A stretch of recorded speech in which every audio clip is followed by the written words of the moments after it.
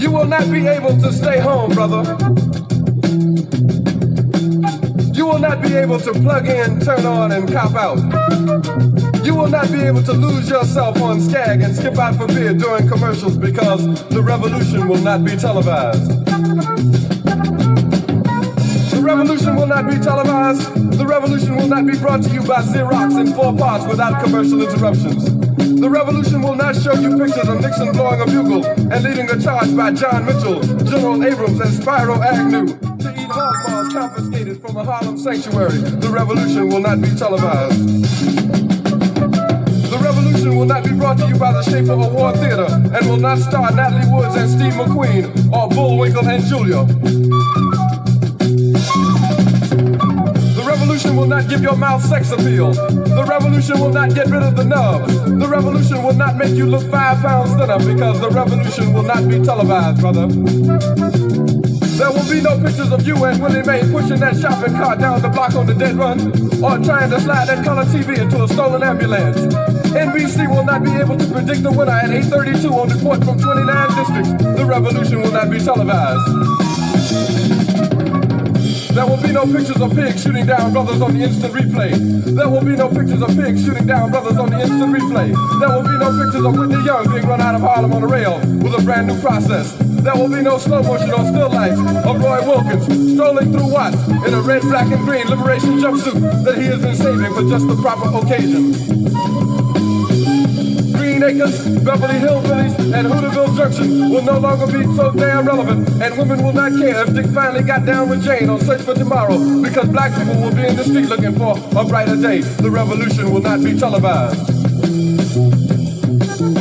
There will be no highlights on the 11 o'clock news and no pictures of Harry armed women liberationists and Jackie Onassis blowing her nose. The theme song will not be written by Jim Webb or Francis Scott Key, nor sung by Glenn Campbell, Tom Jones, Johnny Cash, Engelbert Humperdinck, or The Rare Earth. The revolution will not be televised. The revolution will not be right back after a message about a white tornado, white lightning, or white people. You will not have to worry about a dove in your bedroom, the tiger in your tank, or the giant in your toilet bowl. The revolution will not go better with Coke.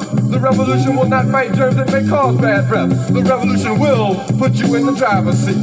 The revolution will not be televised, will not be televised, will not be televised, will not be televised. The revolution will be no rerun, brothers. The revolution will be live.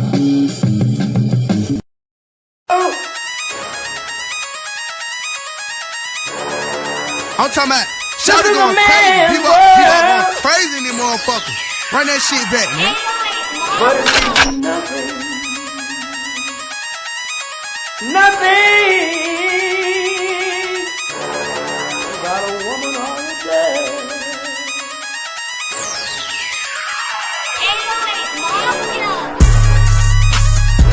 Man made the car.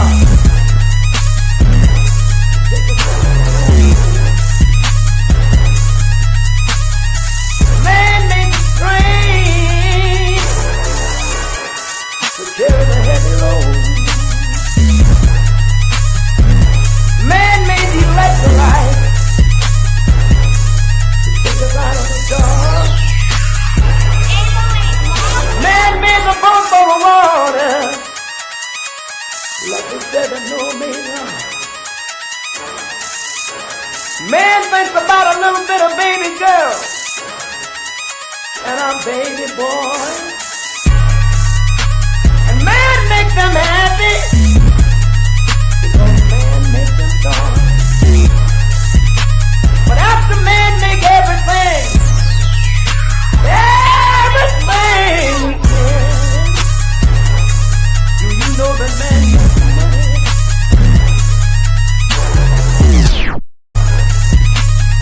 To buy from other men. This is a man's world.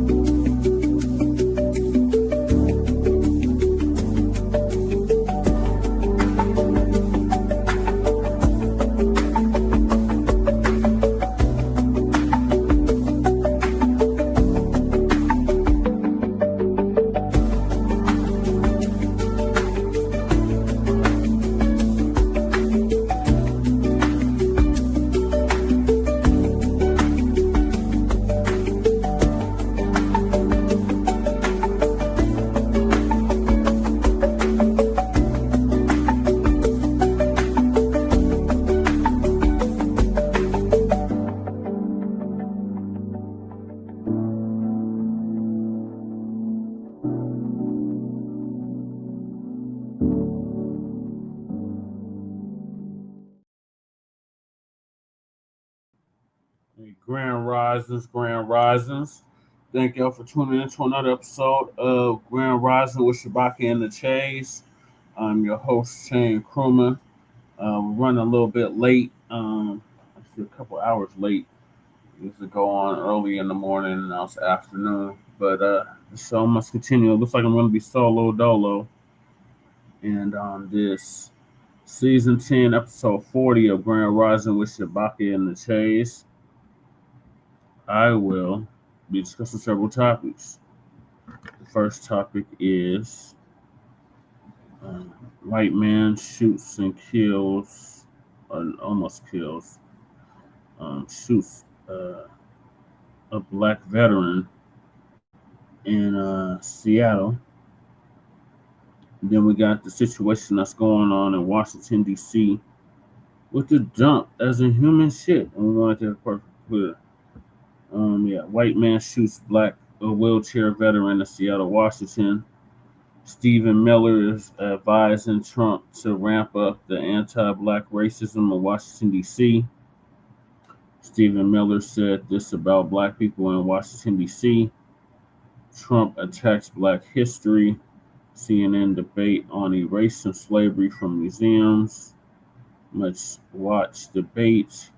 Trump threatens Smithsonian over slavery exhibits. Native Americans, the $5 Indians, in fear of deportation. ICE detaining tribal citizens and why punctuality matters. Let's bury the black people's time stereotype. We are based out of East Denver, North Aurora, Colorado. We give the news from a Front Line and Blacc First perspective. We are a part of the new Blacc Media and also the signal boosters in the new Blacc Media. We have been around for 5 seasons now and counting. We have several platforms that are part of the Frontline campaign. Frontline Blacc News is just one of the 3. And we've been around since 2020, 2021. So please join us on StreamYard, YouTube, Frontline Blacc News. The links to all of our channels are in the description, including Jay Millie's What's Cracking TV with Jay Miller channel. Kukizi, who does the intro track on the Frontline Blacc News. Link is in the chat description. And Church of Black Power, our brother out of Watts, California, who's now in Houston. His link is also in the description. Please support the GoFundMe Lady Che has set up. And then we got the copyright disclaimer under Section 107 of the Copyright Act of 1976. Allowances made for fair use for purposes such as criticism, comment, news reporting, teaching, scholarship, education, and research. And I do not own the rights to the music. And if you don't understand racism or white supremacy, what it is and how it works, everything you think you understand will only confuse you. And that's from the great Nelly Fuller Jr. R.I.P. to him. He just transitioned this past February. And then we got, if you, a black person, are captured by any race soldier, you must never fuss, fight, or flee. Comply and defend yourself in court. Also by the great Nelly Fuller Jr., who just transitioned back in February. And last but certainly not least, we got racism, white supremacy as conscious and subconscious behavior to maintain white genetic survival to prevent white genetic annihilation. Dr. Frances Cress Wilson. And she also rests in power as well. Salute to crew. Salute to Mac 285. Yeah, I don't know where Shabaka is. Shabaka did something really bad. I'm not gonna tell y'all on the air, but let's just say I'm not happy about it at all.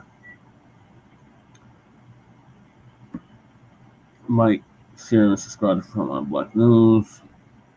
That's right, twin. Thank you.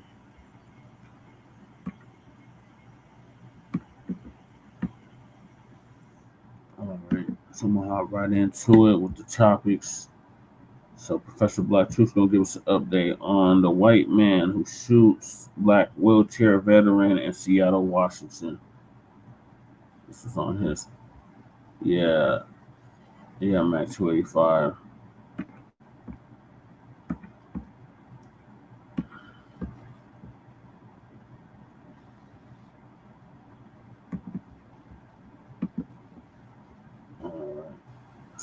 got that as the first topic. So, Professor Black Truth's gonna give us an update on that. This is his moment of truth this morning.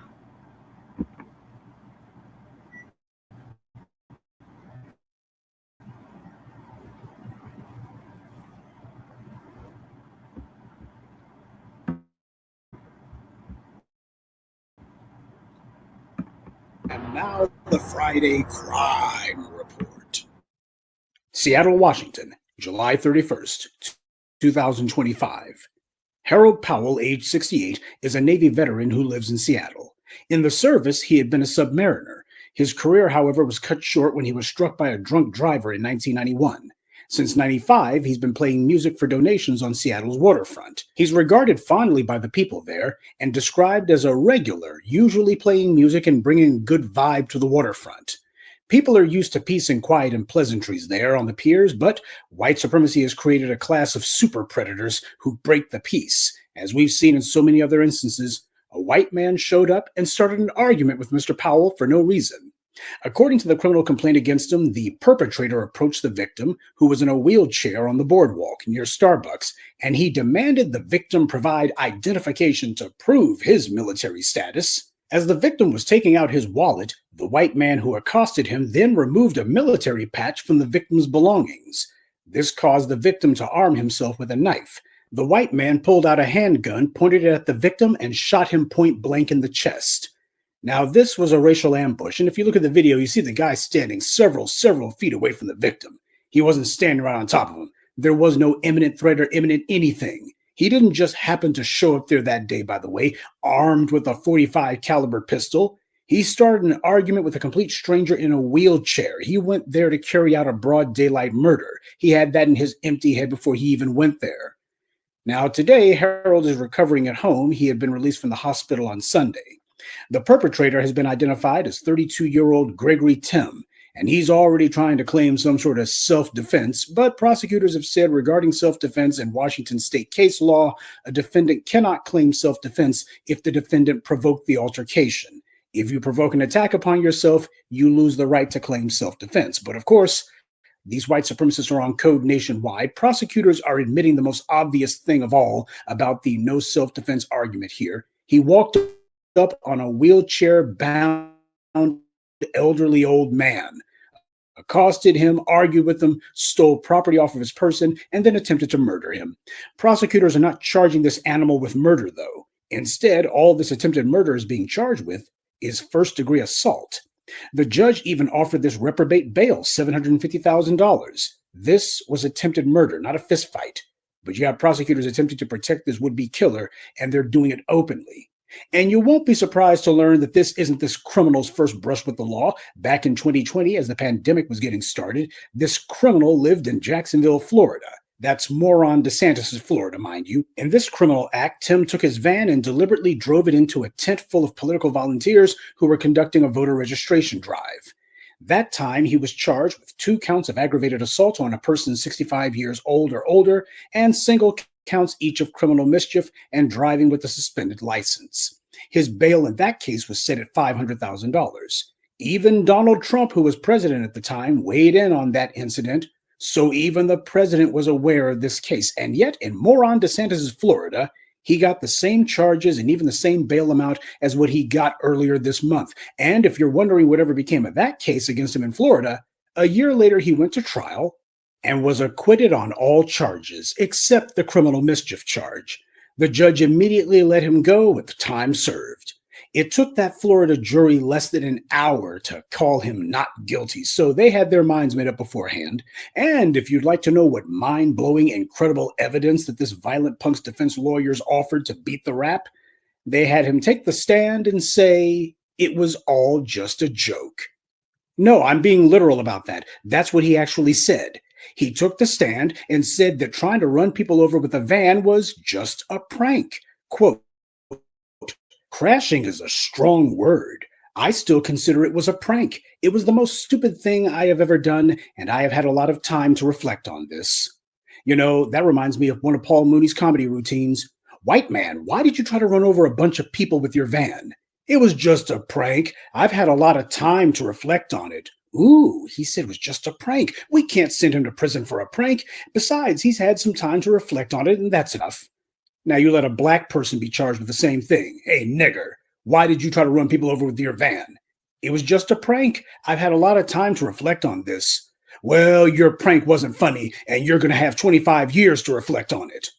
But this happened in Ron DeSantis' Florida, when he was bragging that they're so tough on crime, and Trump, the president himself, commented on it. So we see for the umpteenth time that where these red state reprobates are concerned, when they talk about being tough on crime, that doesn't include white offenders. We'll continue with the moment of truth in just a moment, but first, a word from the official sponsor of Black Empowerment, Power Tools. There's no telling when something's going to come up, so make sure you carry your power tools at all times. You never know when you're going to need to bring the hammer down, or when you'll have some trash that needs to be blown away, or some obstacle that requires cutting down. Don't get caught empty-handed. Keep your hammer close by. Keep that leaf blower at the ready, and always carry your steel. Power Tools, because no matter what your day job or side hustle may be, there's no excuse for not being ready to put in some work. This degenerate did this in Jacksonville, Florida, and he was given a slap on the wrist. This is the same Jacksonville where only 2 years ago, a white supremacist, inspired by Ron DeSantis' anti-Black crusading, murdered 3 Black citizens in cold blood. That was the direct result of DeSantis' nonstop anti-Black rhetoric and political performative extremism. It was meant to embolden precisely that kind of violence, and that's what it did. And now this creep has gone to Washington state and committed a far worse crime than the one he had 5 years ago. And the authorities there are treating this as just criminal mischief.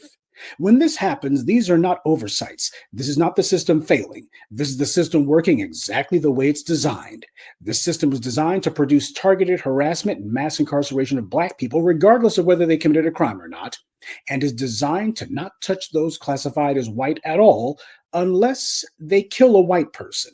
Then there may be some minor punishment, but as I documented for you on this channel, that's not always guaranteed. And the people who administrate this injustice system, they're the ones responsible for it.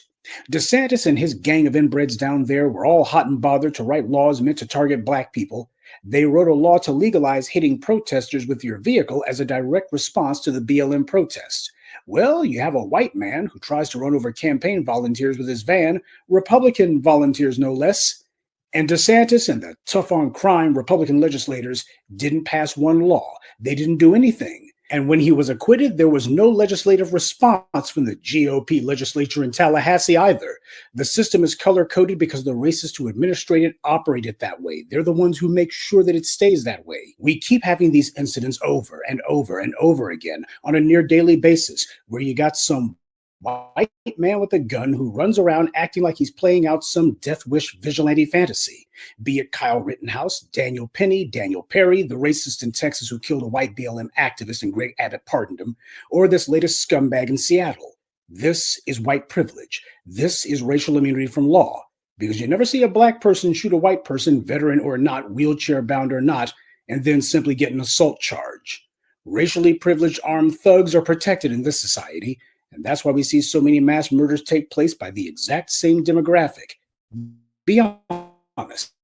If the headline said that this blonde 32-year-old male had gone to the riverfront in Seattle and just began shooting people at random, just opened up on them, would that be a surprise? Would anyone say, I can't believe someone would just open fire on people for no reason at all? When have any of these racially privileged punks ever needed a reason for suddenly firing on people? This crime in Seattle didn't happen because of an argument. He went there with a gun specifically because he intended to kill someone from the very beginning. And these murderers are protected to commit these crimes, whether it be in a red state or a blue one like Washington. Seattle's supposed to be so liberal. That's how they promote themselves. Why they had BLM protests 5 years ago. And there was even a brief Occupy movement. Well, you're seeing exactly how liberal it actually is. When it comes time for them to actually have to confront the reality of racial immunity from law and white privilege, that's when you find out whether or not these people are actually real about law and order. And time again, consistently, we've seen they're not. They're all about a color-coded injustice system. Because as far as they're concerned, they have to protect the racial immunity from law that trash like this Tim character enjoy, because it's what the rest of them also depend on for their own perks, privileges, and racial guarantees. And that's the reason why when it comes to Black people in general, you can't be running around just with a knife at a gunfight. You got to be prepared to protect yourself and not be asking permission. That's the reality when you live under a system of white supremacy. Self-protection for Black people is a must wherever we are. And it doesn't matter if you're out and about, at home, or on the riverfront, just minding your own business. White supremacy is always looking for the next soft target. And if they decide that they're going to try to come after you, you got to be prepared to let them know that it doesn't matter if you're in a wheelchair or not. You won't be taking white supremacist aggression sitting down. And that's this week's Friday Crime Report. Keep your eyes open and stay on alert, because there's a lot worse criminals out there than the ones the white corporate media chooses to show you. Good day, and be one. I'd like to take a moment to mention some of our contributors: Mouse, Isaac, Alan Reese, Gregory Franklin, and Faith Speaks Life. Salute to them, and thank you to everyone for listening, liking, and sharing this message. Black empowerment only exists because of you.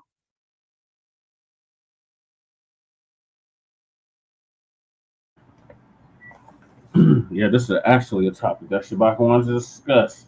2, MIA. Yeah, this is very unfortunate. I'm glad the black vet actually survived this attack. Very unfortunate he had to go through this. And this stresses another reason why we need an anti-black hate crime bill passed into law for reasons, for situations just like this. This black man served our country, served this country, and this white supremacist had the audacity to question if he was a veteran or not, and if he actually served the country. And when the brother said, "Yeah, he gonna shoot him," so what the hell? What the hell is that about? These white supremacists are something else. So keep your power tools, black family, at all times. So moving along, we got Stephen Miller is advising Trump to ramp up the anti-black racism in Washington, D.C. For those that don't know, Washington, D.C. is under basically martial law. And the police, the National Guard, has been deployed to Washington, D.C. after one of Trump's Doge aides got attacked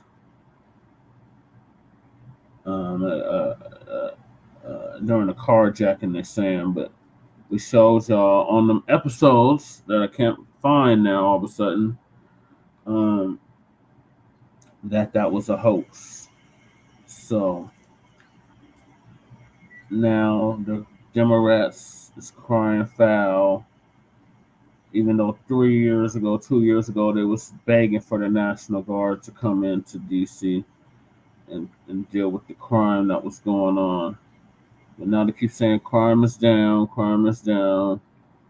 and there was no justification for this at all. But when Biden was in office, they was begging and pleading for the National Guard to come save them from all the crime that was going on in D.C.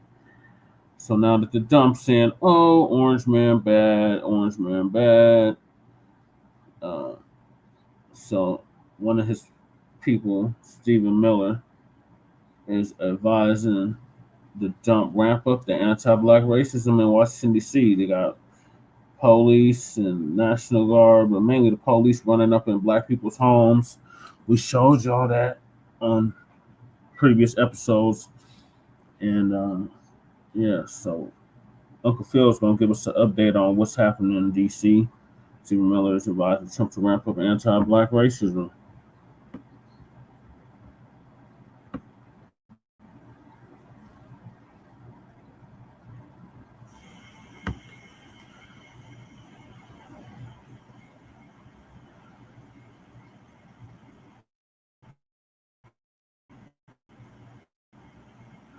You know, with the Trump administration, the main guy that's behind a lot of the agitation is Stephen Miller.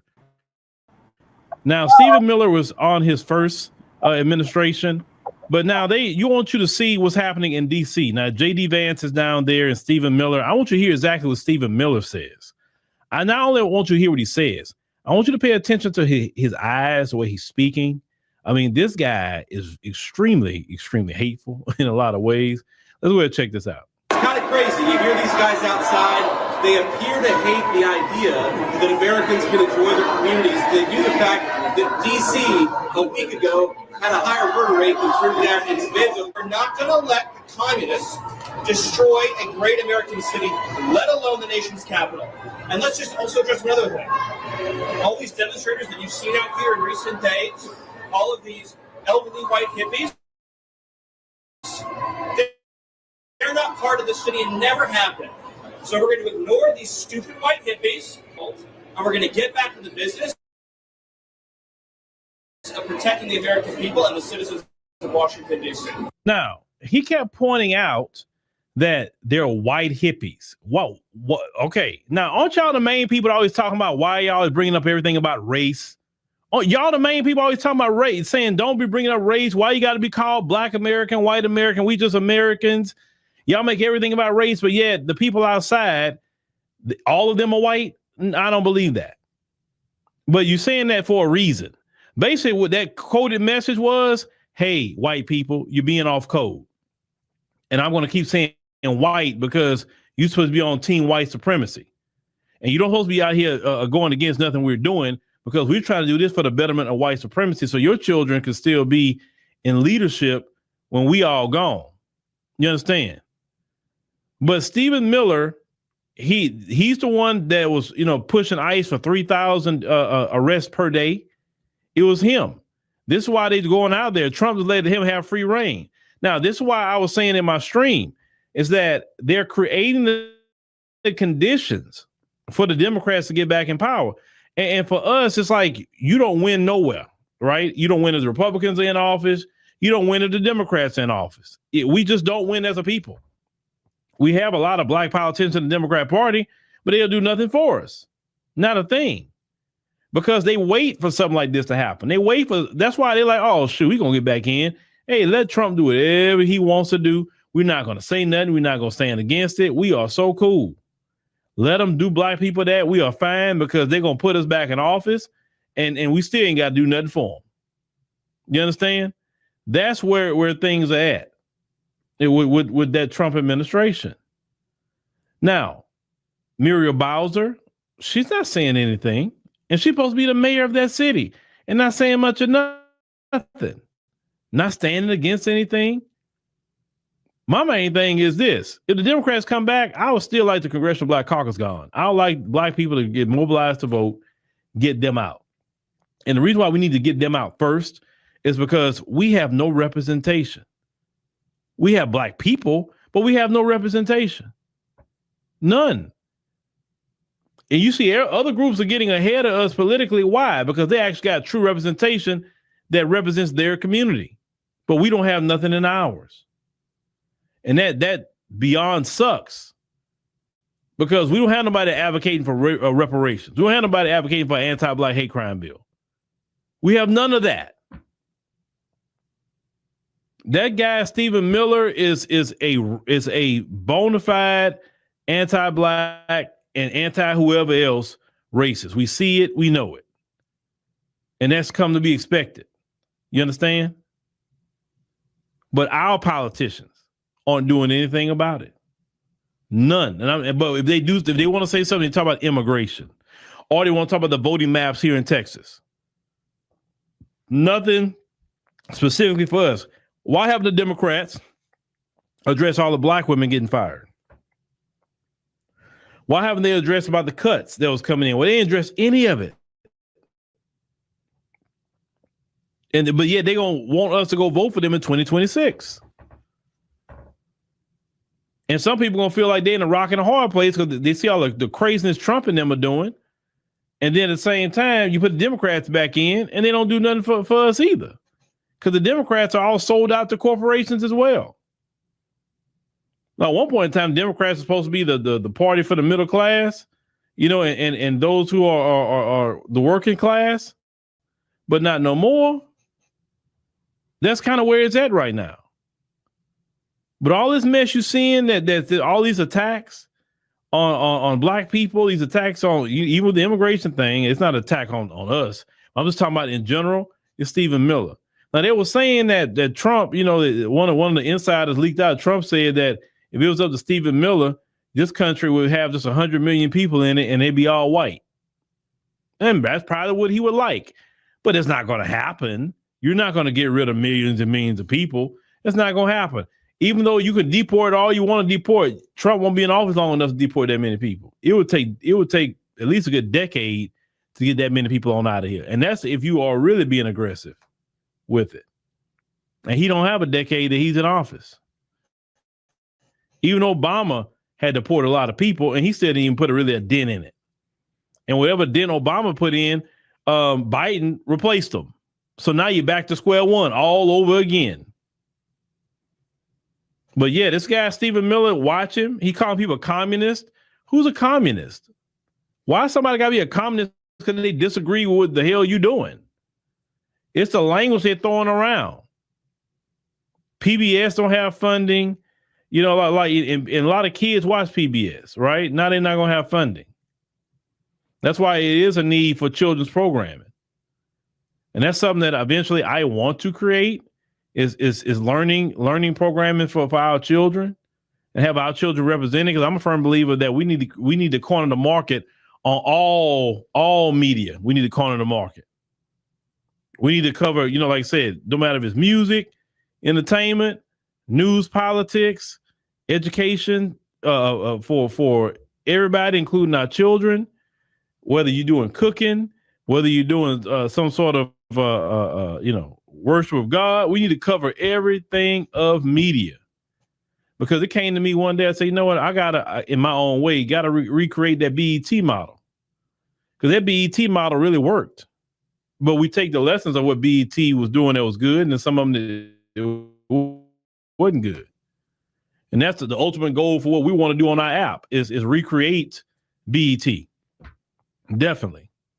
But this Stephen Miller dude, man, every time I see this dude, Stephen Miller, he just get on my last nerves. I'm telling you, because I can just see the anti-black racism seething off of this dude. I see it.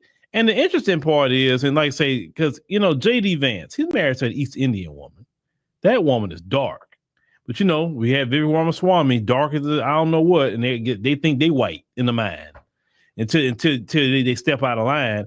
Now, I know good well they talk about J.D. Vance behind his back, because them true white supremacists don't like the fact that he got an East Indian woman. They don't like that. And them children don't look white. They look Indian, light-skinned Indian. You understand?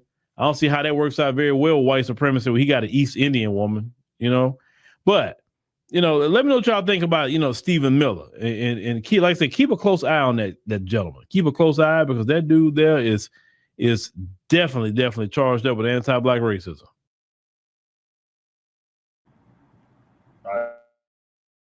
I agree. All right, I agree with everything Uncle Phil said. To hell with Stephen Miller and the white supremacists like him. So Tariq has something to say about this. I'm gonna play his Twitter space that he did on this next. Darling Radio, like and subscribe. Darling Radio, like and subscribe. Thank you. And first of all, thank you to the Vice President for bringing us here today. Thank you, Secretary, for your leadership. And most importantly, thank you to the men and women of the National Guard. Here's the most important point. There are residents who lived in Washington, D.C. their entire lives. Their parents lived here. Their grandparents lived here. And they have lived for generations in intolerable conditions of crime and decay. There are parts of the city, I moved to the city 20 years ago. There are places where I have seen graffiti that has been untouched for decades. There are homeless encampments that have made it impossible for families to use public parks, and public recreation for as long as I've lived here. There are hundreds of residents of this city who are shot in street violence every single year, making it one of the most violent cities on planet Earth. And for too long, 99% of this city has been terrorized by 1% of this city. And the voices that you hear out there, those crazy communists, they have no roots. They have no connections to the city. They have no families they're raising in this city. They have no one that they're sending to school in this city. They have no jobs in this city. They have no connections to this community at all. But they're the ones who've been advocating for the 1%, the criminals, the killers, the rapists, the drug dealers. And I'm glad they're here today, because me, Pete, and the vice president are all going to leave here, and inspired by them, we're going to add thousands more resources to this city to get the criminals and the gang members out of here. We're going to dismantle those networks, and we're going to prove that a city can serve for the law-abiding citizens who live there. We are not going to let the communists destroy a great American city, let alone the nation's capital. And let's just also address one other thing. All these demonstrators that you've seen out here in recent days, all of these elderly white hippies, they're not part of the city and never have been. And by the way, most of the citizens who live in Washington, D.C. are black. This is not a city that has had any safety for its black citizens for generations. And President Trump is the one who is fixing that with the support of the Metropolitan Police Department, the support of the National Guard, and our federal law enforcement officers. So we're going to ignore these stupid white hippies that all need to go home and take a nap because they're all over 90 years old. And we're going to get back to the business of protecting the American people and the citizens of Washington, D.C. Thank you, Stephen. A few questions. All right, we're in the building. We are in the building, ladies and gentlemen. Glad to have you guys in here. Welcome to the Tap In. Round of applause to you. Welcome to the Tap In. We are tapping in heavy. And I would like everybody to give me a fly retweet. That would be great. If you can give me a great retweet, that would be absolutely phenomenal. A lot of stuff we're going to touch on the broadcast. Before I get started, everybody go to hiddenhistorymuseum.com. Get the book Hidden Heroes from A to Z, and also make a contribution to the phenomenal Hidden History Museum. Let's do that. And before we get started, let me give some shout outs to some of the regulars in here real quick. We got Michi God, Highland, Black Republican. We got Kevin, Ty Powell, Trinity, Sir Mike Noel, FBA Goddess, Grinds TV, The Tethernator, and many, many other. Sister Empress, FBA Think Tank. Much respect to the family, respect to the law. Family, the first thing I want to touch on, your boy, Stephen Miller of the Trump administration. Stephen Miller, he was up there with J.D. Vance. They had they did some kind of press conference earlier. And Stephen Miller, they've been accusing that man of having all types of alt-right, white supremacist ties for the longest. People have been saying that. So it is what it is. But he did a press conference. They were trying to justify putting more National Guards on the streets in D.C., pulling more militarized police in D.C. He was up there doing a lot of dog whistling. He was talking about as DC has all this crime, it's majority black city. And yeah, the black people, they've never been protected from crime. So watch the wording, watch how they're trying to frame it. You're not trying to protect black people by going around harassing all innocent black people. You're just harassing innocent black people. That's not protecting black people from anything. That's out of that, what's his name? What's the guy's name in New York? Why am I having a brain fart? Yo, my New Yorkers, what's his name? That old decrepit ass former mayor of New York, Giuliani. There you go. Rudy Giuliani. They're trying to take some out of his playbook, that tough on crime. He's tough on crime by stopping and frisking all the black people. See how I save you black people from crime? I had people harassing you before you could commit a crime because you're so criminal prone. Is that type of narrative.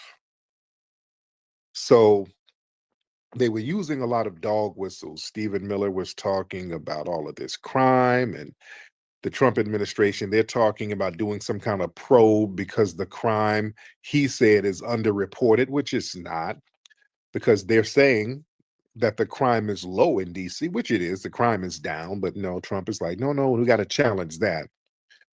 We're white and we say so. Basically, just a bunch of I'm white and I say so.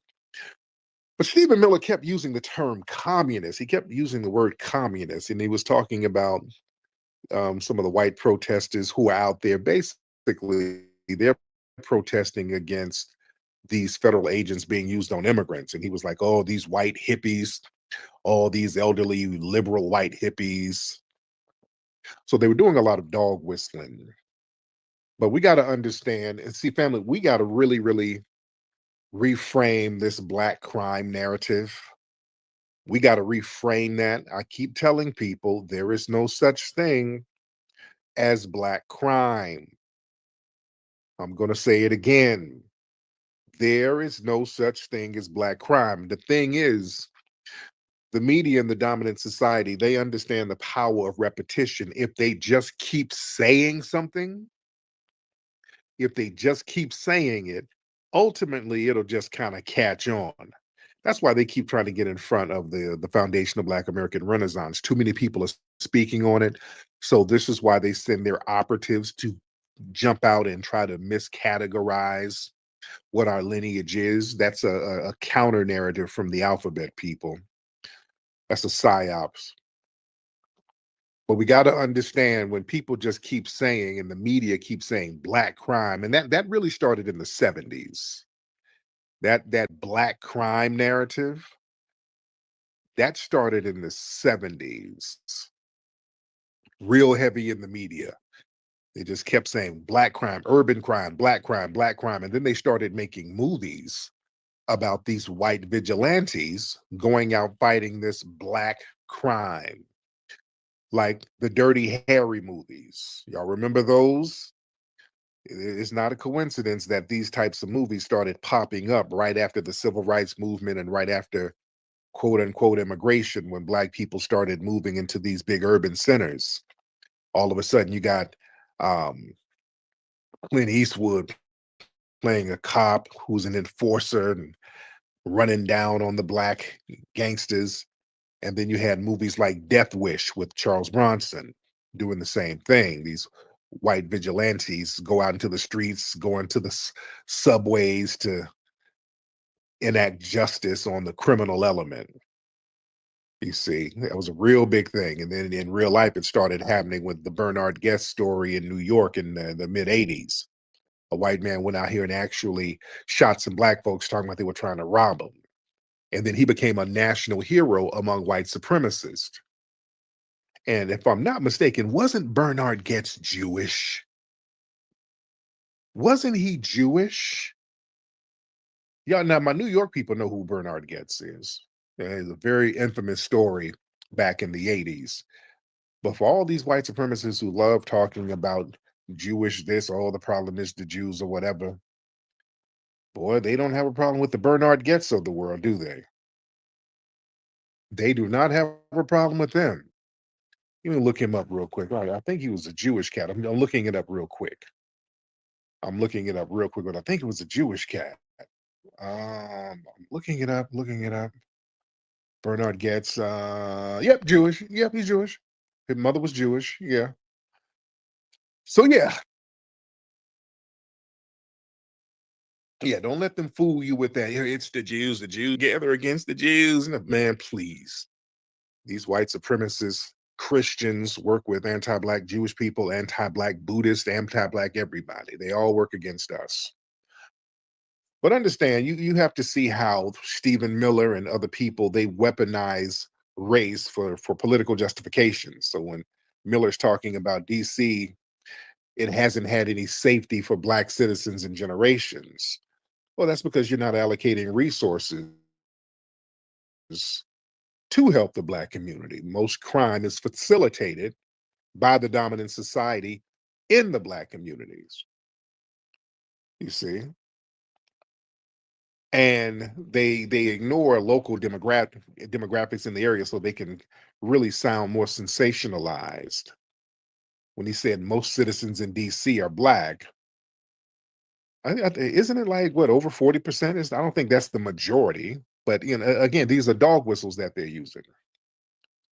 These are dog whistles, and again, they're trying to deploy the National Guard, despite all across the board, it's showing that there are low crime rates out there. So they're just doing the I'm white and I say so, just repetitive repeating. And if you just keep repeating it, that will make it true. If you keep repeating something, they said, okay, just keep on repeating it. It'll become reality sooner or later. And DC, violent crime is at a reported historic low. But like I said, Trump administration said, nope, there's some corruption in the data collecting. So we're going to do a probe to get somebody to look over the real data, because we say crime is higher, which it's not. Yeah. And they're trying to do the whole racist savior narrative. Yeah. See, that whole thing about going in and helping the Black community, these people have tried to dismantle Black access to housing, education, justice, and everything. So now they want to present themselves as a protector. So that's just cynical manipulation, and they do these dog whistles. They get out here, they use this coded racial language, just keep saying Black and crime, and rapes and robberies and all of this stuff. And he kept using, again, Stephen Miller just kept using the term communist. Yeah, we got to get these white, old, elderly liberals. We got to get all of these communists out of here. There's communists. Family, that they're going back to the old Jim Crow tactics. That's what they used to do during Jim Crow, during the Cold War. Communists, whenever you hear that word, understand what they're really trying to say. That's a dog whistle. They know good and well ain't nobody no damn communist. But that's a term that they used to use on a lot of Black activists. Communist is basically a little code word that they try to use to make you seem like you're un-American.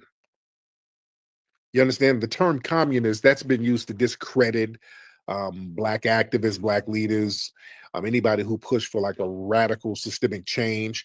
Calling like civil rights activism communism, that implies that you demanding equality and justice and protection for Black people, that's some kind of foreign subversive entity behind it. It's dangerous to American values. So that frames Black empowerment as a threat, rather a demand for fairness. So people like Paul Robeson, people who spoke out against Jim Crow racism, they were, hey, that's just a communist. Remember, they used to call Dr. King that all the time. They used to call Dr. King a communist all the time. And also that communist label implying that you're part of some kind of foreign entity or you're being manipulated by some foreign hostile entity. That's used to justify surveillance, harassment, and violence against Black people, like during the COINTELPRO era, which we're still in COINTELPRO, is just more advanced. The FBI, we know they would always use communists to justify illegal wiretaps, infiltration, neutralization of Black leaders and organizations, like the Black Panthers and many, many others. So that label gave law enforcement an excuse to criminalize Black activism under the guise of national security. You see, watch the words they use when they're talking about National Guard and communism, National Guard and communism. See, they're not saying these words randomly. Communism means foreign threat. National Guard, okay, yeah, we need the National Guard to neutralize this foreign threat. You see? And they always use these little smear tactics to kind of isolate Black movements from any other allies that might be there, which we don't, we're on our own anyway. But when they use communists, that's a deliberate tactic, really, to not get white people involved, any white moderates or any kind of white liberals or whoever who might want to show some kind of sympathy or support for Black causes. That scares the white people. See, that suggests that any collaboration with Black activists, people like that, you're aligning with America's enemies. So they use those terms to scare liberal white people. And it just implies that there's a loyalty to a foreign agenda. That's why when we start talking about reparations, the Democrats do the same thing too. This is why I'm not making this a partisan issue, because the Republicans and the Democrats do the same thing. Remember, the Democrats was doing the same thing. They just worded it a different way. What did the Democrats do when we were telling the Democrats, hey, we'll vote for you, but you're going to have to give us some tangibles. Y'all got to give us reparations. Y'all got to give us tangibles in order for us to vote for you. What did they do? They start talking about, well, you guys are controlled by Russian bots. Russian bots was another updated term for communist. That's all it is. And those were the liberals doing that, remember? The Democrats were doing that. Russian bots, that's another code word for communist. But they know not to say communist. I'm talking about the Democrats, because you will sound too much like the alt-right, the far-right people. So they just revamped the word. But that's what it is. Communists, and back in the 60s and 50s and all of that, when you talked about communists, it was Russia. You're talking about Russia, because there was a Cold War going on. So the Russia and the US was, kind of going back and forth, beefing and dissing each other and all of that. So they would always make up stuff about somebody being secretly funded by Russians. Is Russian communists secretly funding these Black movements? Or there's Russian Jews doing it. They always do that. It's the Russian funding. And even the white supremacists who call up now, they start talking about, yeah, you Blacks are funded by Jews. They'll say that out of nowhere. Or you're locked in with the Jews. Remember, we had a white supremacist who crashed out a week or so ago. And he kept throwing that Jew thing where we're controlled by a secret cabal of Jews. You see? So we got to watch the words there. But the thing is, what they do, they conflate disorder and criminality with us. And communism is conflated with disorder and criminality. The term communist, they always tie it to accusations of rioting, anti-police behavior, any type of organized Black protest. So that allowed the state to basically equate Black resistance with chaos, rebellion, illegitimacy, and that justifies militarized crackdowns. You see? And again, they still use those terms now. The name of the game is to shut down any racial justice movement that puts white supremacy on the hot seat.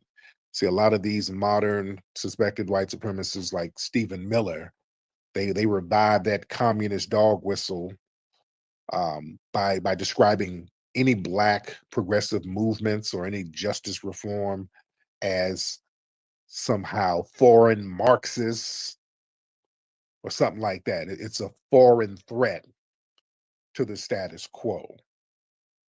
And we got to really understand some of the other little dog whistles that they use about crime. Miller said something about, yeah, there's a lot of rapes and robberies and murders and gangs and all types of criminality in DC, and we're going to go in and dismantle those networks. He said that specifically. He said he's going to dismantle those networks. Here is the thing. There are no networks of large-scale organized crime in Black society. See, he said that for a reason, and he knew that was cap. This is why, and I said this the other day, the police and the federal guards and all those people running around DC, they're just kind of running around like Keystone cops. They don't really know what to do because there are no crime networks. There are not these big, organized, centralized crime networks with Black people. It don't exist. You understand? It doesn't exist. There's no central crime networks.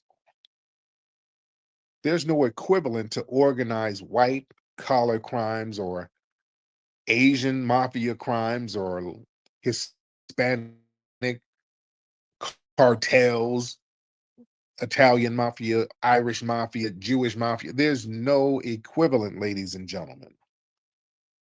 Now, it's very interesting that they got the National Guard talking about they're going to go and target these um, non-existent Black criminal networks when you have real ones from other people in the dominant society out here.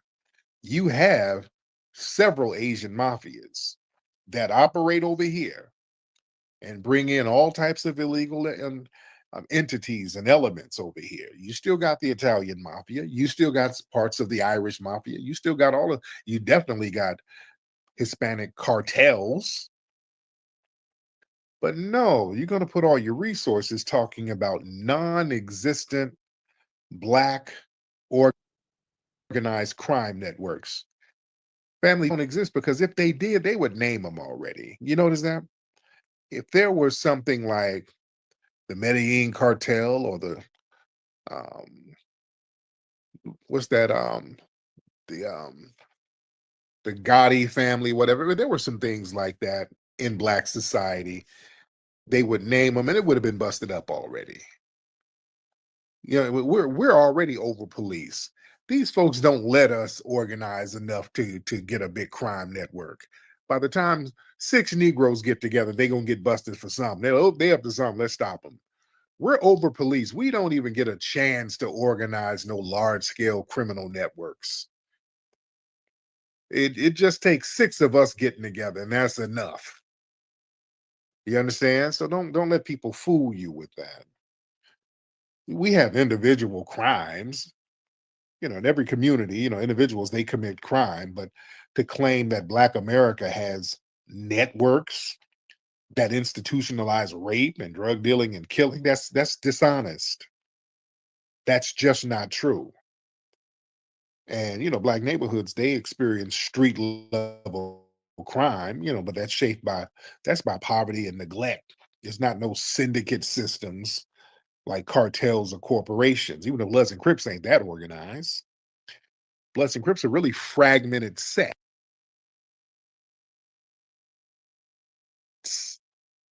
It's different fragmented sets all over the place, but it's not an organized, centralized network of people. Real organized networks are structural. It's a group of people organizing a system where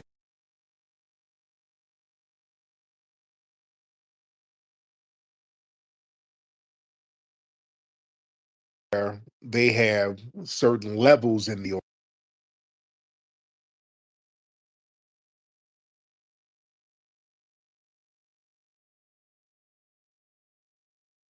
rape networks in Black society. Now you have sex trafficking rings and pedo rings in white society. You have white organizations like NAMLA that's been doing questionable things with boys for years.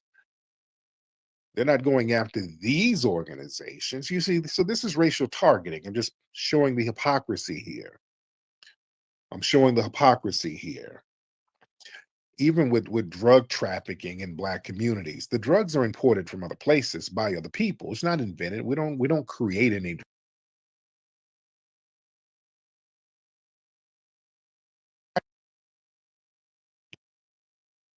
Even my friend Freeway Rick was involved in that, but that was a bigger play. He was a low-level pawn in a way bigger scheme. That was the CIA and the Contras and the Colombians and all of them working, funneling money over here. So that was a real big play.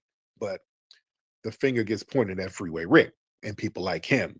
They point at the street level dudes, but the supply chain, the importation, and the infrastructure all of the things that's outside of Black control, that magically gets ignored.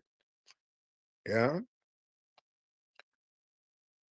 And the thing is, look, Black people, we're already over policed, but we're underprotected. You understand? If all these vast networks existed, like I said, they would have been dismantled a long time ago. We are the most heavily surveilled and policed people in the United States. They watch everything we do.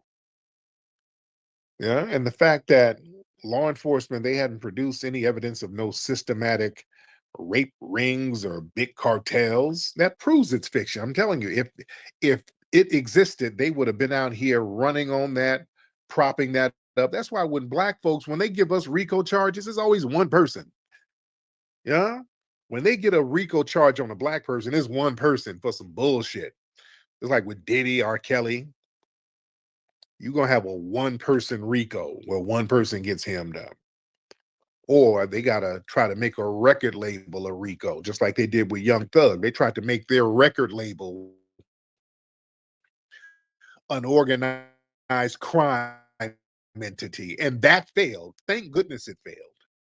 Guilty. Thank goodness it failed. You see? It just doesn't exist. So we got to really understand the game, understand these dog whistle strategies that they use, how they overly try to criminalize us, and we got to stop letting them do that. I keep telling people, stop letting them use that word Black crime. Ain't no damn Black crime.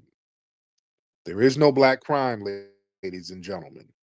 These people are not doing anything that the Black community is co-signing. So again, if somebody goes and robs a liquor store, he happens to be Black, what the hell does that have to do with any other Black person? I want you to put your thinking caps on. If this guy, Mr. Dusty or whoever he is, some dusty fool decides to go rob a liquor store, that him robbing that liquor store don't benefit me. He's not going to share the damn money with me. I don't know him. I don't co-sign that, nor does any other Black person. So how in the hell is it Black crime? That's just some dusty dude who wanted to rob a liquor store. That has nothing to do with the rest of Black society. You understand? Y'all got to look at it from that perspective. We're not co-signing that.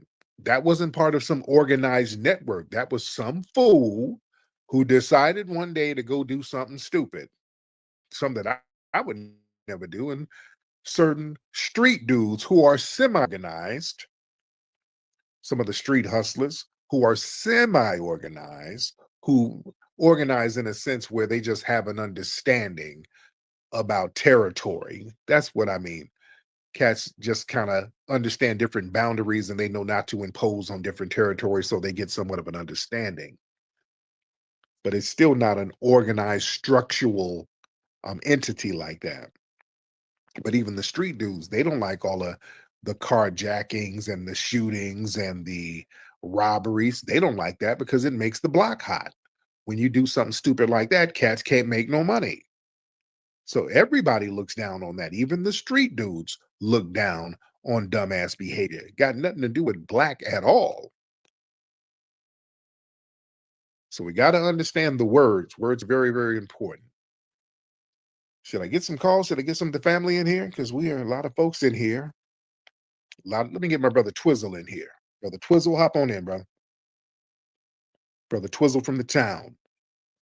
Yes, indeed. Yes, indeed. I love how you just laid that out there.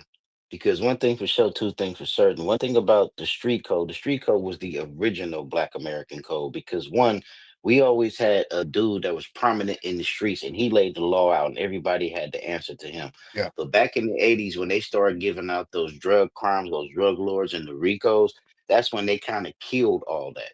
But it's funny on how you said with the RICOs on how we Black people, we can get a RICO just by organizing a party. Yeah. You know what I'm saying? Yeah. And that's how they come for us, especially out here on the West Coast from that old school D game 2 or 3 of us can't hang together, because if we do, we get a conspiracy. We get a conspiracy that we're conspiring to set up an organization to plot a crime or to do all this stuff that we don't have nothing against. And this just goes back to what you said on how we Black Americans are heavily policed, because I know for sure the majority of the laws in Oakland was meant for Black Americans, because each time they'll make a law, we'll figure out on how to circumvent that law and avoid that law, and they'll come up with that law.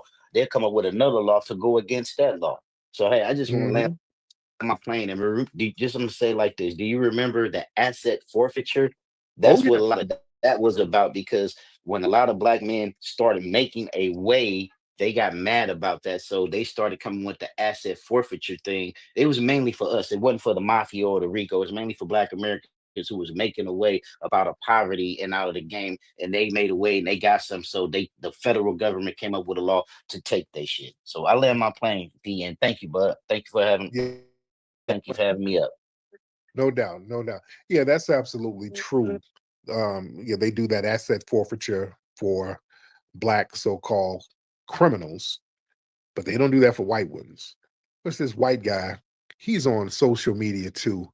He's a goofy ass white boy. His dad was a big scammer.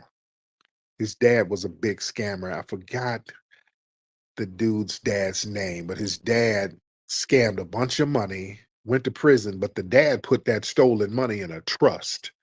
He put it in some kind of trust and cleaned the money up. And then the trust fund went to the sons. So the sons be all up on social media, flossing and fronting with private jets. They go around acting like there's some real big ballers and hustlers and big old players. And I used to go back and forth clowning them because they used to get mad at me for calling out white supremacy. So they would call me a race baiter and all that. And I would get on this bumper. But what's the guy's name? Bizarrian or something. I forgot. He's a little short, little steroid looking, alt-right looking dude who tries to act tough, but he's like a little punk ass. But again, they were getting that ill-gotten trust fund money and just balling out with it. Yeah, they don't let us do that. Nick, what's up, Nick? What's happening, Reed? What's going on with you, brother? You good? I am good, man. How are you? Man, I'm cooling. Just wanted to say real quick, had a chance to stop by the museum earlier today with my kids, yo. I told you I was going to do it. Oh, cool. What time did Yeah, you, we had a good time. What time did you go up there? Just right afternoon we did. Okay. Okay. You see my assistant, Ari was up there, right? Yeah, man, it was cool. I brought the kids up there. I was just talking to them about some of the exhibits. You know, they was real in love with the pirate dude. Oh yeah. You know, it was real cool experience, man, for them. And you know, we got some T-shirts and all that. You know, I heard a tether talking the other night about how the museum didn't have no artifacts, and I was like, yo, this shit has mad artifacts up in here. Yeah, it does. Yes, indeed. Man, I appreciate you coming through, brother. Thank you so much, and thank you for your support, brother. Yeah, man, we got plenty of artifacts, but tethers are gonna hate the museum. That our museum really, it tears the soul of tethers up, because it was really tethers hating on it. Even before we got it, they were hating on it. They're just going to hate on it no matter what.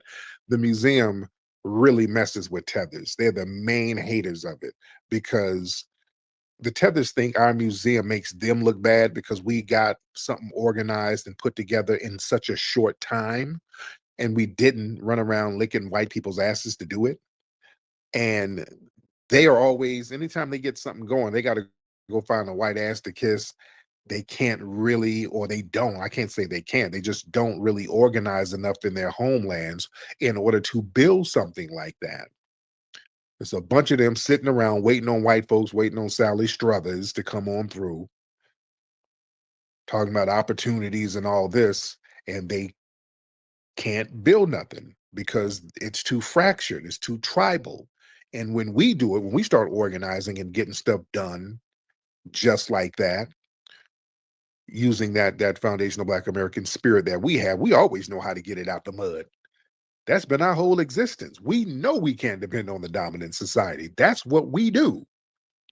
Because see, what they like to do, they like to themselves that we get everything popping over here. We're doing good because white folks felt a certain way and white folks graced us with so many good things. That's what they tell themselves. They love telling themselves that. And they like projecting that onto us. We've gotten everything out of the mud. Everything. We had to get it on our own. We had to make it hot so that the dominant society would want to be a part of it. When they segregated baseball, we had the Negro Leagues. The Negro Leagues was actually more popping than the major leagues. They were making money hand over fist in the Negro Leagues. Not only were the teams making money, you had outside entities associated with the Negro Leagues, like the medical industry within Black society to take care of the players. That made money. Black doctors, Black hospitals, the Black press made money. Black restaurants made money. When they would go to different towns, the Black hotels would make money. So we had a cottage industry. Plus, not only did we get all the Black dollars, white people wanted to come see the good Black players. See, let's keep it a buck. A lot of white people want to see the real deal. A lot of white people want to see some authenticity. They knew where the good players were. So white people would go show up to those Negro League games. So Black folks are getting the Black dollars and the white dollars. That's what made the major league say, hey, wait a minute now. We better get in front of this. We need to get in front of this. See, when we start doing something and making a lot of money, the dominant society, well, they got to get in front of it because they know that it can become a power move thing.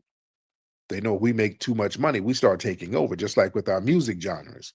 When our music genres get too popular and we're selling them out the trunk and we got chitlin circuit artists going around during the Jim Crow era, touring off some of their songs, they're like, wait a minute, hold on, because now white people are showing up to the juke joint.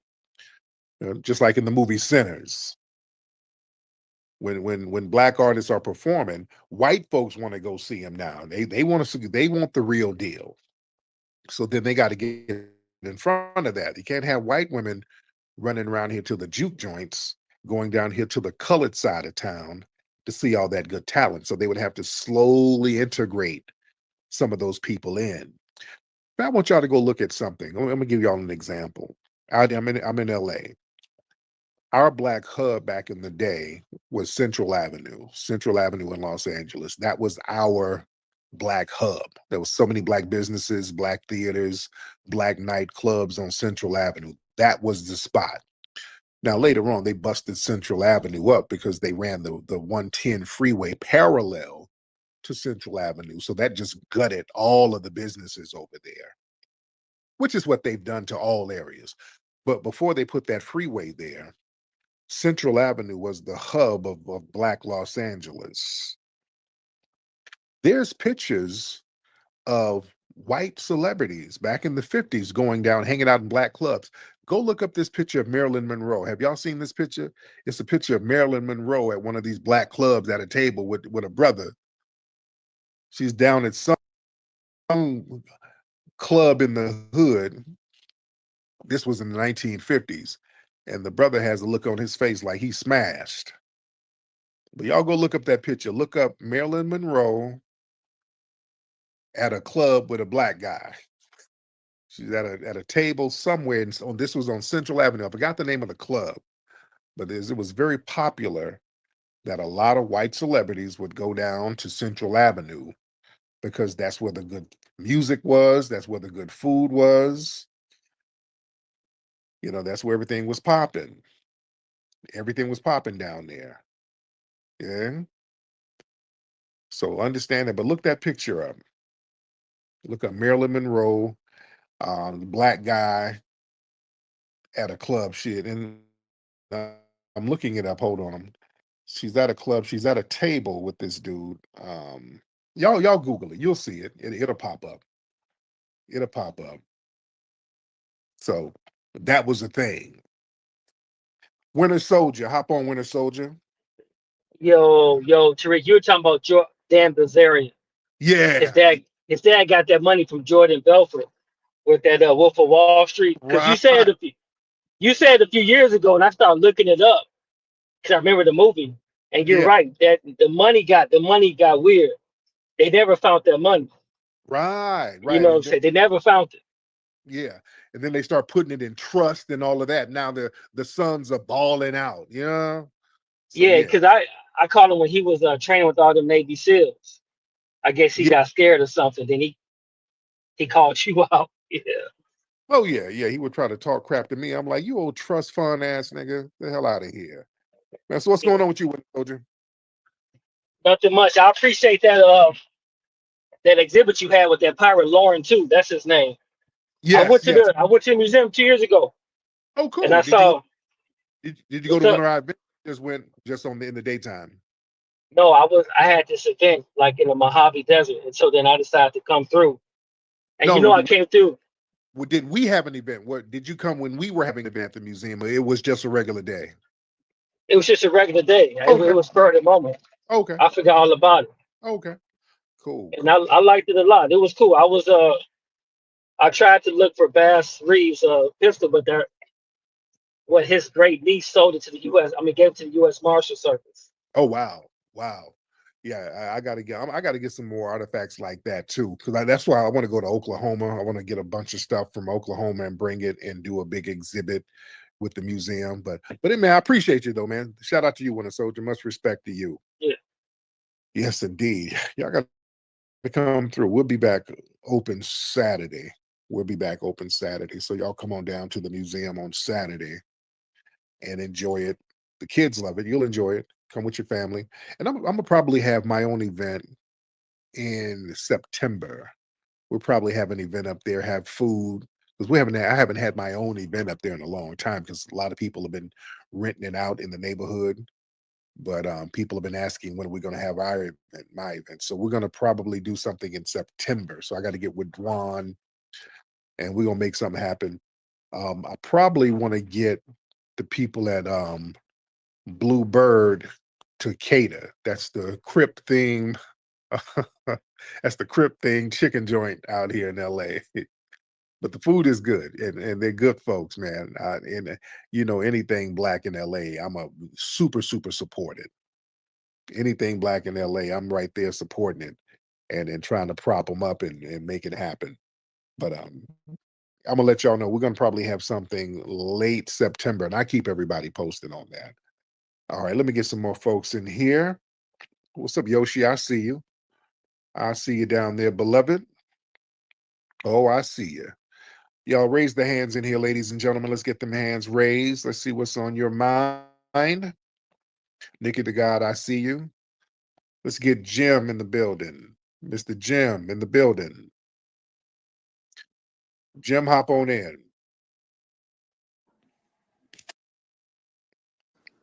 Hello, can you hear me? I can hear you, Jim. How are you, sir? I'm good. How you doing, brother? I'm good, man. What's on your mind, sir? It goes back to what you said about there being no such thing as black crime. Yes. It's because I'm not trying to be funny. And I'm gonna land my plane quick, but I used to watch forensic files, right? Yeah. And forensic and all it's just white people killing each other over life insurance. That's all. That's all it is. For it's 20 years worth of white people killing each other over life insurance, and they never equate that to white on white crime. Right. It's there, it's verifiable, and it's all. As soon as you hear she took out a life insurance policy, well, there you go. You know what I'm saying? That's I'm very a lamb. thank you. Huh? That's very common. They do it with their spouses. They even do it with their kids. Don't let it be an adopted kid. Whoa.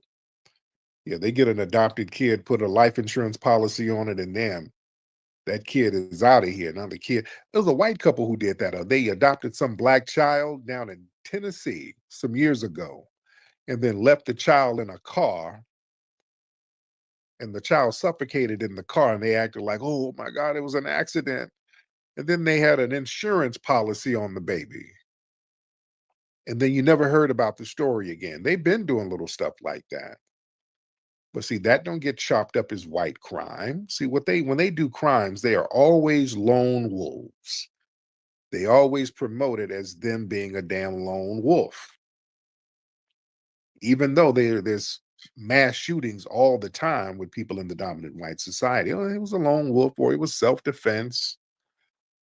But with us, if some dusty ass teenager goes steal a car, all of a sudden, oh, the problem is fatherlessness in the Black community. What?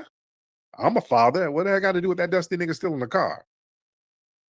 Now, I'm getting blamed. I'm a Black father. The hell I got to do with him?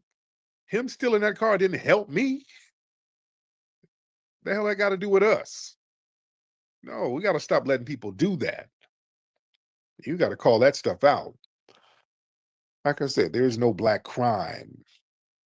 There's no networks of Black crime. With the drugs are engineered and the drugs are imported by others. When they had heroin, that was coming in from other groups. Cocaine coming in from other groups. None of that stuff is manufactured here. Even meth, we don't manufacture no damn meth. White people do that. The fentanyl and all that, that comes from the Asians. Yeah, they leave all of that out. There's a dude who's the Asian mafia kingpin. They said this dude had more money than El Chapo and Pablo Escobar, because Pablo Escobar was making billions. But the Asian Pablo Escobar, forgot his name, and they just caught him somewhere a few years back. And they you never know who he is. They don't play his name up in the media. They don't put his name up there in the media. This dude was making more money than El Chapo and Pablo Escobar in the Asian underworld crime rings. I've been telling people for years Asians were the plug. When I was in the streets, I used to deal with them. That's the real damn plug. They're never criminalized. And they got the plug on everything. Man, I'm telling you, everything. You go through the Asians. People think because of the movies, you go meet with you do a deal with some damn Costa Rican dude. And no, nigga. No. The Asians, dude, especially out here in LA, they got all those ships coming in at them ports. The Hispanics ain't got that. They ain't got them shipping connections like that. The Asians do. They got all them connections at the ports, and they got all the connections at the import-export corporations out here. So they've always been the plug, but they are never criminalized. Never. You understand? Come on, Twizzle want to get back in. Let me get my brother Twizzle back. Brother Twizz, hop on in, brother. Hey man, I'm sorry to chop on twice tonight, but you are 100% correct. Because I remember up here, it was up here the Asians got a lock on the game. They got a lock on the weed game. Not only that, and they don't want to talk about it, but they had a lock on the meth game because they had their own secret recipe for it. And one thing about these Asians, they don't do no business. They will sell you something, but they won't network with you. And what happened was one Asian, he got hooked on the meth and started hanging with one of these inbreds up here, and he taught them the recipe for it. So ever since then, they cut them out. But what you're saying is 100% correct, because I remember in the 90s, it was this Vietnamese or Asian general or all the heroin distribution throughout half the world. And he told America, if you give me $1 billion, I won't send no heroin over there to you. I remember this. I remember this. You can Google it. I think it was in the 90s, and it tripped me out because he was laughing and he didn't give a f- and he said he told the president, come for me. You know what I'm saying? And he was a general. You know what I'm saying? Yeah, And that's people think that I just want to say this, and I'm gonna land my plane. People think these Asians are innocent. Yeah. I said when I first came on this app that when we come to this immigration, it's not the Mexicans that we have to worry about. It's the that are coming over here eating dogs and cats that we have to worry about. And I land my plane, T. Yeah, and also up there in the Bay, Twiz, it was a lot of them Asians behind them bipping crews who was bipping them cars up there too. I was hearing They the Kia boys. They the Kia boys. Yeah. You know what I'm saying? And not only that, you got to understand, we got a lot of these motherfuckers who came up here running these liquor stores, these Asian, I mean, the Arabs and the is out here. Not only that, the number one stolen car up here right now is an Infiniti. If you have an Infiniti Q something, what they would do, they will go through the sunroof and steal your shit. Instead of bipping the side windows, that's how they start them side shows. So it's these Asians and these Muslims that's doing all the dirt, plus these immigrant Mexicans, because they too busy trying to copy off what we were doing in the 80s, and they want to be a part of it. And since they're immigrants, they don't have the harsh penalties that we have to pay. And I'm gonna say this, and once again, I'm gonna land my plane. I'm very passionate about this immigrant shit. 21, when acting like they gonna turn right, so I gun it, they turn left, cut me off, broke my jaw, and I went down, damn near lost my life. So I'm very passionate about this illegal immigration shit and about them giving these license, and they can't even speak English, so they can't even read the rules of the road. You know what I'm saying? So I land my plane, man. Y'all have a good night. Man, respect to you, brother. I'm no longer mercy.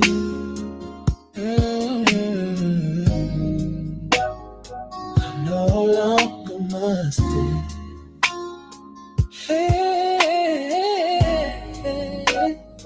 I'm no longer mercy.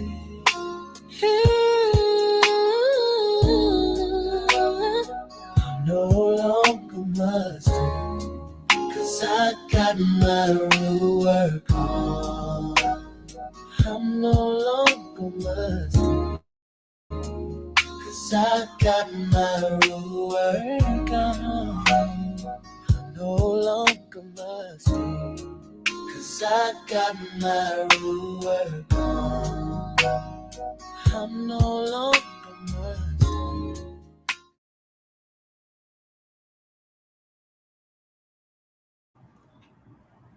Oh my god, these damn root work commercials are fucking hilarious. Alright, yeah, so there's no such thing as black crime, but they're gonna keep running with that narrative. Oh, so much black on black crime to try to justify this madness.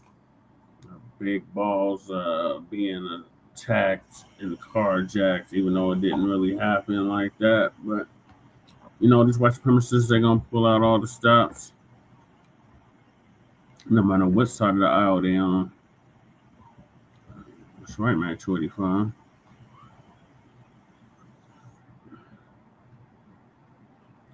So, Phil's gonna give us an update on the DC police and the feds are violating the rights of Black Americans. Lawsuits are coming.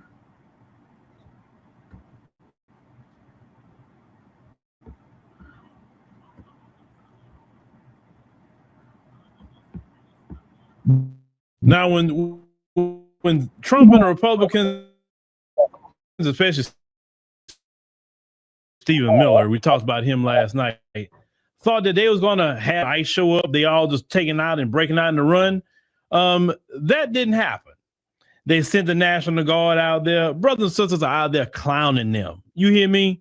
Because we don't take them serious. You know why we don't take them serious? Because we've been there, seen this story, and it's embarrassing beyond which for Trump and them. But I want you to go ahead and watch these clips out of DC about how brothers and sisters just sitting up here just laughing. It's a TikTok joke. Hey, I don't know about in y'all city, but this how they pull up in our city on a nigga dick.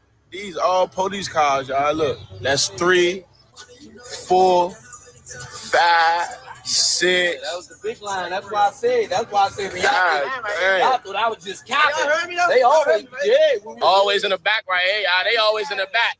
Bubba, look at Bubba. Hey, Bubba. Little buddy. All night. You got the camera in my mouth. You got the light in my face. What the fuck? We can do this shit all night long. All night. All night. Nah, you just ugly as shit. Why you crying? Why you crying? What's wrong? Well, I ain't do nothing to you. Why you crying? Why you crying? Look at him. Go ahead. Oh, all right. We got you, McGrew. Gentlemen, up on the sidewalk, please. You got the I got you, McGrew. I got you, McGrew. I'm just fucking with your swag, white shirt. I'm fucking with your swag. Them other niggas be looking all, you know what I'm saying? All stuck up and shit. I'm fucking with your swag.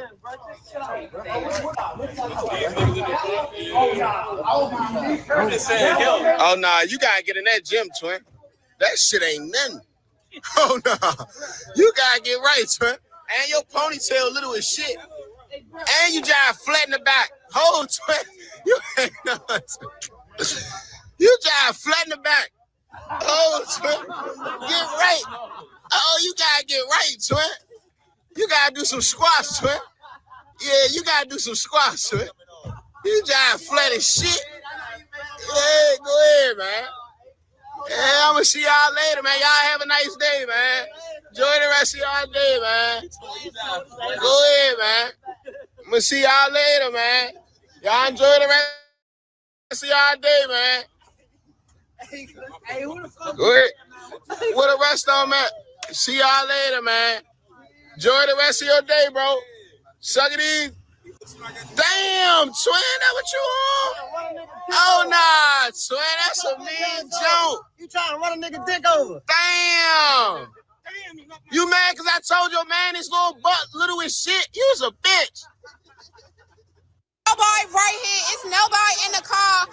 How are y'all just going to people's cars? How are y'all just going to people's cars? How you going to somebody? Nobody was over here by this car. Nobody was in the car. I got it. I got the key. I got the key. They used the little airbag thing because that's how they went in my car on M Street, and they not supposed to do that. It was nobody over here, nobody in the car, none of that. So how y'all just going to people's cars? Close that door. Y'all not supposed to just go in people's cars. Nobody was in the car. Nobody was leaning on it. None of that. Hold on, why y'all? No, because why are y'all going in the car? Back up. Back up, y'all. Okay, back up. Back up. Okay, don't touch me. Okay, you pushing me. Don't push me because we didn't touch y'all. Don't push me because we didn't touch y'all. We did not touch y'all. We're trying to figure out why are you guys are going in the car. Nobody touched him, and he's touching people, pushing people. So as you can see, that lawyers, if they look at some of these videos, they are rubbing their hands together like Birdman. They doing this here by them lawsuits because them cops going in their cars without no search warrant. See, they just didn't ask the right question. They say, hey, where's your search warrant to do that? You got to have a search warrant. You can't just go in our vehicles like that. And anything you find in there, 'cause that's the thing. If they don't have a search warrant and they find anything in your car, any kind of evidence, it's not admissible. But they didn't have a search warrant. No, the cop can't just walk up to your cars and go in them. That's violating all kind of rights, right? And that video, that last video was the one that really got with me. Is that one? Like, so I guess we just gonna be violating people's rights, and they just trying to look for something to lock black people up on. You understand? Well, here's the thing. Contrary to white supremacist belief, we're not criminals. That's why you're not finding anything. Even though you're breaking into black people's cars, you're not finding anything because we're not out here committing crime. I mean, among you, each other, you sit up here and say, oh, these black people out here committing crimes or whatever. Like, no, the majority of black people aren't committing crimes. We got some that's committing crime, but every community got people that commit crime. Now, the other brothers laughing at them police, you know, talking to them crazy. Why? Because nobody's committing crime. And so they're like, man, like, look, I'm going to go ahead and just roast these people. For what? Like, they have no reason to even be out here. None. And it's extremely sad and ridiculous how black people, you know, got to be dealing with this. But see, you know, we deal with these issues and just take it with a smile. And we know at the end of the day, we always going to outlast them. Always. They can never keep up that oppression like that. It's too costly, and it just don't even look good for optics. And then once Trump get his little 30 days, whatever he wants to do, then he gonna try to move on to something else to distract off of everything but them doggone Epstein files. He don't want to talk about them Epstein files, not at all. And all the people that support him talking about MAGA or whatever, well, where's some Epstein files? There's not no rampant crime in DC. Because it was so-called rampant crime in D.C., then where is it at? Where is it? Because I don't see it. I don't see nothing going on in D.C. like that. The last time I was in D.C., everybody was living their life. Brothers and sisters in the community. Y'all put all this money into police budgets and y'all stop crime? How is it that all the billions of dollars y'all give police departments and we shouldn't have no crime? You shouldn't take federal anything. No city should have crime based on the billions the police department get. So where is the money going? And have y'all noticed they never talked about doing a Doge to these police departments? Have y'all noticed that? Find out where all the money going. If they're giving billions of dollars to the police department, where is it going? Where is it going? Because clearly it's not going to crime fighting because you got crime in the city, right? So where the money going? I want you to notice that they did not do a Doge to police departments or even the military either to figure out where that money going. Because there's a lot of corruption in all this stuff. They just keep saying, "Oh, it's crime, crime, crime. Give us another $1 billion," and then the crime nothing happens with the crime. And they say, "Oh, well, crime is going down not because of the police. It's going down because people just choosing not to do it." The police have never been there to stop crime. That's why you can't sue them if a crime happened to you. Because they legally not there to protect you. But yet our tax dollars got to keep going to them. That's why brothers and them laughing at y'all joke. Because you're not doing anything, but just being in the way. But yeah, brothers and sisters, they violating all kind of rights. And y'all in DC, please get y'all lawyer together. Get y'all some lawyers and start suing these people for violating your rights. Sue them. Because they got to pay. Now, you may have a little pushback while Trump's in office, but you better believe whoever the next president going to be, you better get your bag. Trust me. Save them videos. Because they ain't had no search warrant. They violated all kind of rights. They can't have what they call illegal search and seizure. They can't do that. They got to have a search warrant signed by a judge to go do that. They can't just say, well, give us a search warrant to go search all the parking lot. No. That's not the way that works.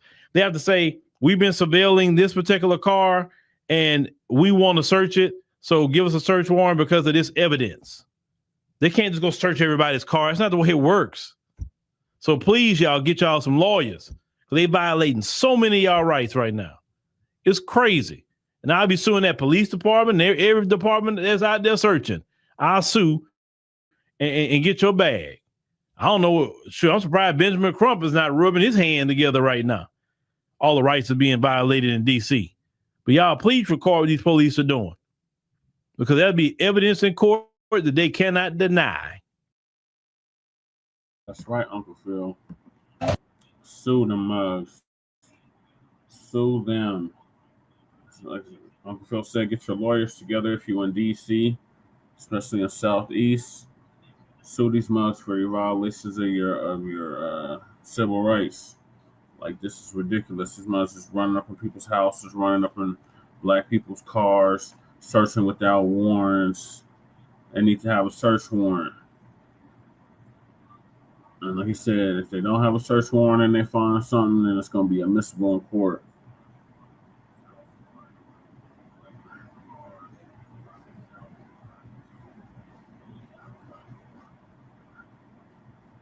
So moving along, the dump is attacking Black history. CNN debate on the race of slavery from museums, from Bakari sellouts. Oh my God. So I guess Bakari sellouts was on Abby Phillips on CNN, and they got into it with suspected white supremacists about Trump attacks on Black history. Fair use, fair freaking use.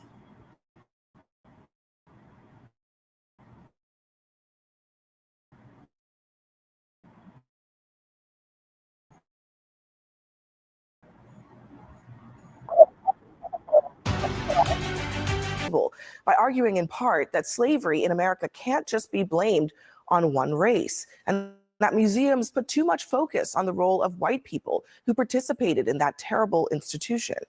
And now tonight, that same argument is being one of the reasons for his crackdown on Smithsonian museums is, quote, everything discussed is how bad slavery was. What we try to do on this program is create a platform for discussion and debate that reflects the very real differences that exist in this country. It's what echo chambers in our society fail to do, frankly. But on this topic, it's important to say objectively, slavery was indeed bad. It was evil, the nation's original sin. And it is impossible to understand the true history of this country without fully grappling with slavery's impact. Simply because of their birthplace and the color of their skin, the bodies and spirits of Black men, women, and children were exploited for profit and power. They were forced onto ships, bound by shackles and collars that ripped off their skin. One older man described it as iron entering our souls. Some chose to jump into the waters infested with sharks rather than feel that iron.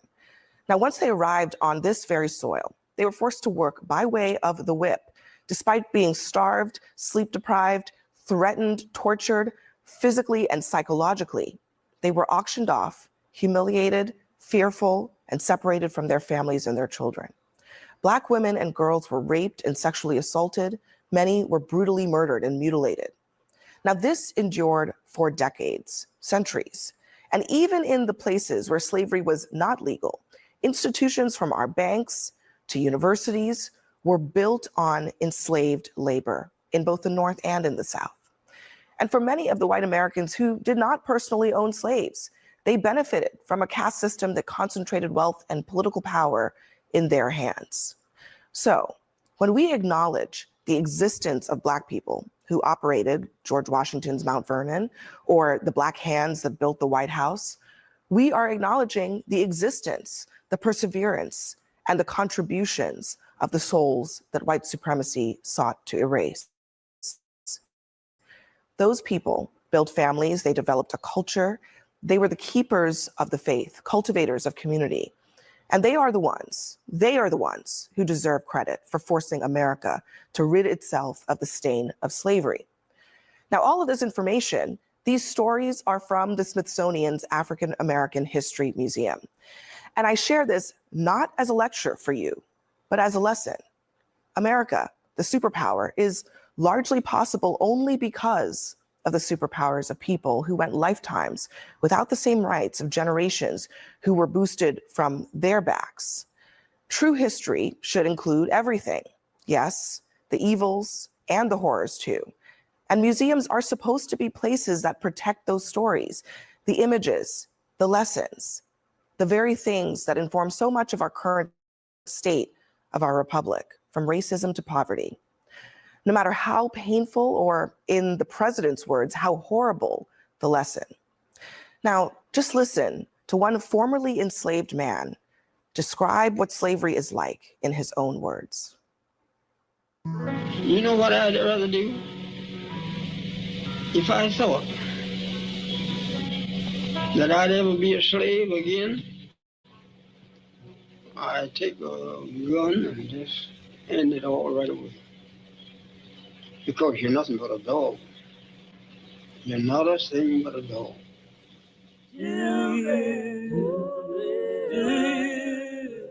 We are here in the studio with our panel, Leah Wright-Rigueur. I was actually surprised to see President Trump basically saying the quiet part out loud, that this review of the Smithsonian is not about even just something vague about reviewing history to make sure that it's fair. He wants to make it so that it talks less about slavery.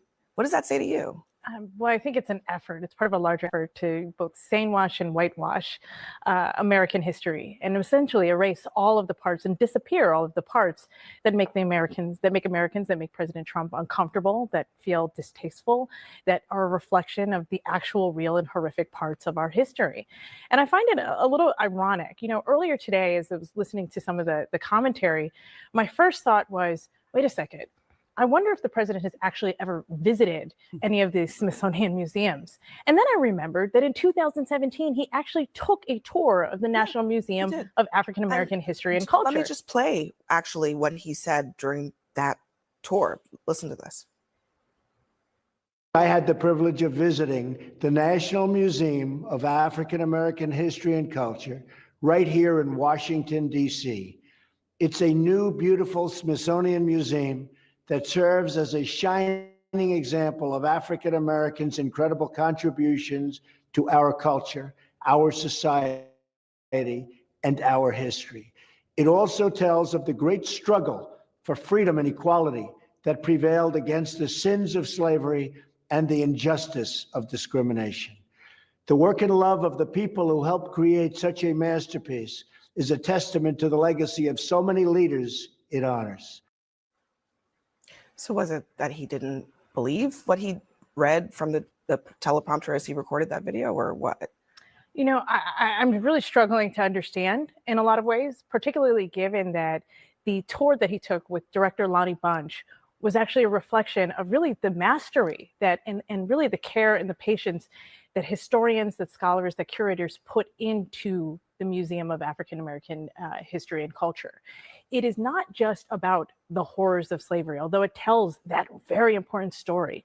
It actually follows this really brilliant model where you move through the museum and it tells the story not just of enslaved Americans in America, but also of the resilience, of the triumph. And in doing so, it tells a story that is very much about democracy and about a quest for democracy and the way that Americans both built in the narrative of like a truly American experience. And so for the president, I think, to just simply erase that and push that away tells it, particularly after praising it a few years ago, tells us that this is part of a much larger agenda. This is part of a much larger agenda to erase things. And I think the country uses to deal with and is really uncomfortable with. He said as much by ending this post with, "This country cannot be woke because woke is broke." He says, "We have to have the hottest country in the world, and we want people to talk about it, including our museums." Why is he equating talking about slavery with woke? Well, look, I think, let me just start this conversation by saying that my personal view is slavery was a reprehensible institution. I agree with your words that it was our original sin. We also fought a war to eradicate it and to get over it as a country. And that was a necessary thing that happened, and a lot of people died, and we did eradicate it, and that's a good thing. I think what he's asking is, in our museums, what defines us? Are we going to be defined by the worst moment or the worst institution or the worst mistake we ever made? Or are we going to be defined by what we've done moving forward to get over it and to become the greatest nation on the earth? My belief is that he wants to look at these museums, not because he wants to do away with the idea that slavery occurred, but that he wants to ask a very simple question. Are we going to present ourselves as being exceptional or not?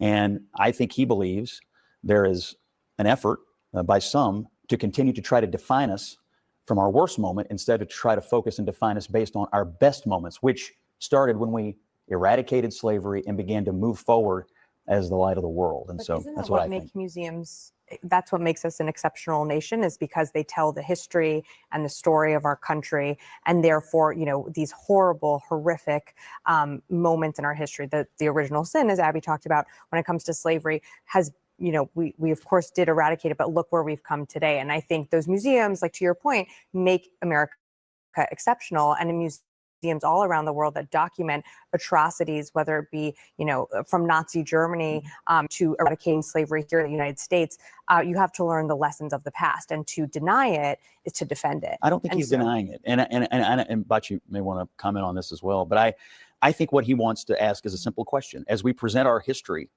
are we spending most of our time focused on something terrible? Are we going to spend more time as we enter our 250th anniversary focused on what this country has done to improve the lives of every single person who lives here? We are the light of the world for a reason, because we're an improving commodity. The question I ask when I hear you say that is, why I mean, the idea that slavery happened, it's hard to understand what we've overcome if you don't even talk about what it was. You know, I think that kind of waters down the whole. I don't think anybody is proposing that we ignore that it happened. I think don't that think that's accurate. I think that the problem is that there are people, and Scott used the term a couple of times, and I don't think it was meant with any type of ill intent, but he said, you know, we got over it. And I think that's the problem. I think that there are a lot of people in this country who believe that for some reason we got over it. I mean, the fact is that American chattel slavery is vastly different than what Jillian Michaels and others talk about when they talk about slavery around the world. I mean, the chattel slavery system that we had was extremely transactional. It was actually codified in law, and it was based upon the color and race, as you so eloquently pointed out in your opening. And so not only when you think about that portion of where we are, 26 of our first 30 Supreme Court justices own slaves. The people who are on our money every single day own slaves. United States presidents, members of the United States Congress own slaves. Lehman Brothers, we're not far from Wall Street, own slaves. Brooks Brothers suits that we wear own slaves. So not only are we talking about the epicenter and the foundation of where our country was built, we have to acknowledge that. But even more importantly, and this is where I believe that Scott and I can find agreement on this issue. I mean, Breon and Megan Walker, two of my best friends in the world, their dad was the first African-American SGA president at the University of South Carolina, right? He was an exec at IBM, but he was one of the first, right? We're still talking about first that emerged and stood on those shoulders. I tell the story often about my mom and dad. My mom helped desegregate high schools. In Hamilton High School in Memphis, Tennessee, my dad shot in the Orangeburg Massacre. This is a part of my story. This isn't some faint, distant history. Yeah. And so the reason I bring that up is because I think that American exceptionalism talks about the fact that Black folk enslaved folk help build this country for what it is. Mm-hmm. They built Washington, D.C., but all of us are around this table. Abby, myself, all of us, not just Abby and myself, all of us are around this table because of the sacrifices and the blood and the sweat and the tears these people poured in. I also come back to why the focus so much on slavery when it comes to rewriting history. There's a lot of history that is in these museums, but he's focused on one thing, and that is that there's too much slavery being mentioned in the United States of America. That's very odd, Batia, honestly. So I want to start by saying I actually agree with everything that's been said, and I loved your opening. And so I offer these comments very humbly because it's an honor to be included in this conversation, which is very solemn. And I think we all understand that, and we are all looking for the common ground here. And so what I'm about to say, I don't mean in any way to negate that tone. But starting around 2011, 2012, sociologists started to notice a shift in white liberal opinion polling to where white progressives became more extreme in their views on race than Black and Hispanic Americans. And they called this, the sociologists called it the Great Awakening. And when they postulated, where did this come from? Why did white progressives suddenly start obsessing over race in a way that was actually far to the left of where Hispanic and Black Americans were on this issue? They found that the media had shifted radically how it talked about these issues. So for example, in 2010, the words white supremacy were mentioned 75 times in the Washington Post and the New York Times, but the Washington Post and the New York Times, and 2,400 times in NPR. The word racism, 4,000 times in 2020. The words white and racial privilege from 2013 to 2019 grew by 1,500% in the New York Times and the Washington Post. And the word slavery itself exponentially skyrocketed as a percentage of words. I'm offering this only to suggest. I understand. I'm just wondering what do you think is the problem with talking about slavery, white supremacy, etc.? So the point I'm trying to make here, that liberals will say, well, this is a reflection of reality. But of course it isn't. This is a reflection of a newfound obsession that was driven by the media. Well, and that doesn't reflect either the moral evil of these things or the historical accuracy. I do want to dive into what you mean by that, because you say that you don't think it's a reflection of reality. Based on what? Well, based on the idea that those things don't exist? that white on the supremacy idea doesn't that exist, racism doesn't exist, that we shouldn't be talking about based it on the anymore? idea, obviously all things I think are evil, but there's not more slavery now to the tune Yeah, of but I think part of the 50, problem, 100% part of than the there problem, was Batia, is that in the Respectfully, 19, that's hold on a not the. second, Bakari. Part of the problem is that back, not that long ago, in the 50s, 60s, even beyond that, when there was actual Jim Crow happening in this country, people were actually treating Black people as second-class citizens. We weren't talking about those things at all. But in those words were 2013 virtually never mentioned. Abby, you don't so is think that 2013 better? Was it better you're then, missing, respectfully, or was you're it missing- worse? You don't you're think that missing 2013 is the same as the 1960s, But you're missing. right? Respectfully, and I've had this debate Do many you times. really think that there's as big a difference But between but the you're- 1960s but we're missing- and I don't. We're missing That's the not my point. My Okay. point is that the use of the language Mhm. in present day, or the use of the language back when racism apparent every single day in the streets of America, doesn't reflect really anything except perhaps a better awareness of the reality that we live in. I think the country was more racist. That's not. I didn't say. Missing the forest for the trees, because what you have to realize is that the remnants of slavery that emerged through Black codes, which were enforced by what is modern day police, what you're talking about in Jim Crow, what you're talking about in the civil rights movement, those fights, they weren't even Georgia or in every gave up so that African Americans could get in the primary system. When you talk about here in Eliza Biggs, who actually were the foundation for Brown versus the Board of Education, when you're talking about Sarah Mae Fleming, who sat down on a bus before Rosa Parks, you're talking about the foundation of where we are today. And you see those remnants of injustice even as we sit here today. You have a quarter of shame in South Carolina. Scott just was in South Carolina along the I-95 corridor where Black and brown kids go to school. Their heating and air don't work. You have hospitals that are shut down. You have redlining that affect Black people today. You have USDAs, right? The farm subsidy program, which wasn't allocating funds to Black people. So yes, although you might want to say, and one of the most amazing things about Barack Obama was that we believed we were in this post-racial society. We are not. And so my point to you is that every ounce of change that we've ever had in this country has been because Black blood flowed through the streets. You don't have the 64-65 Voting Rights Act without the Edmund Pettus Bridge. You don't have the Voting Rights Act. You don't have Fair Housing Act without King being assassinated. We don't even take the Confederate flag down without 9 people being killed in a church, right? We don't talk about criminal justice reform without a Black man being killed in the streets.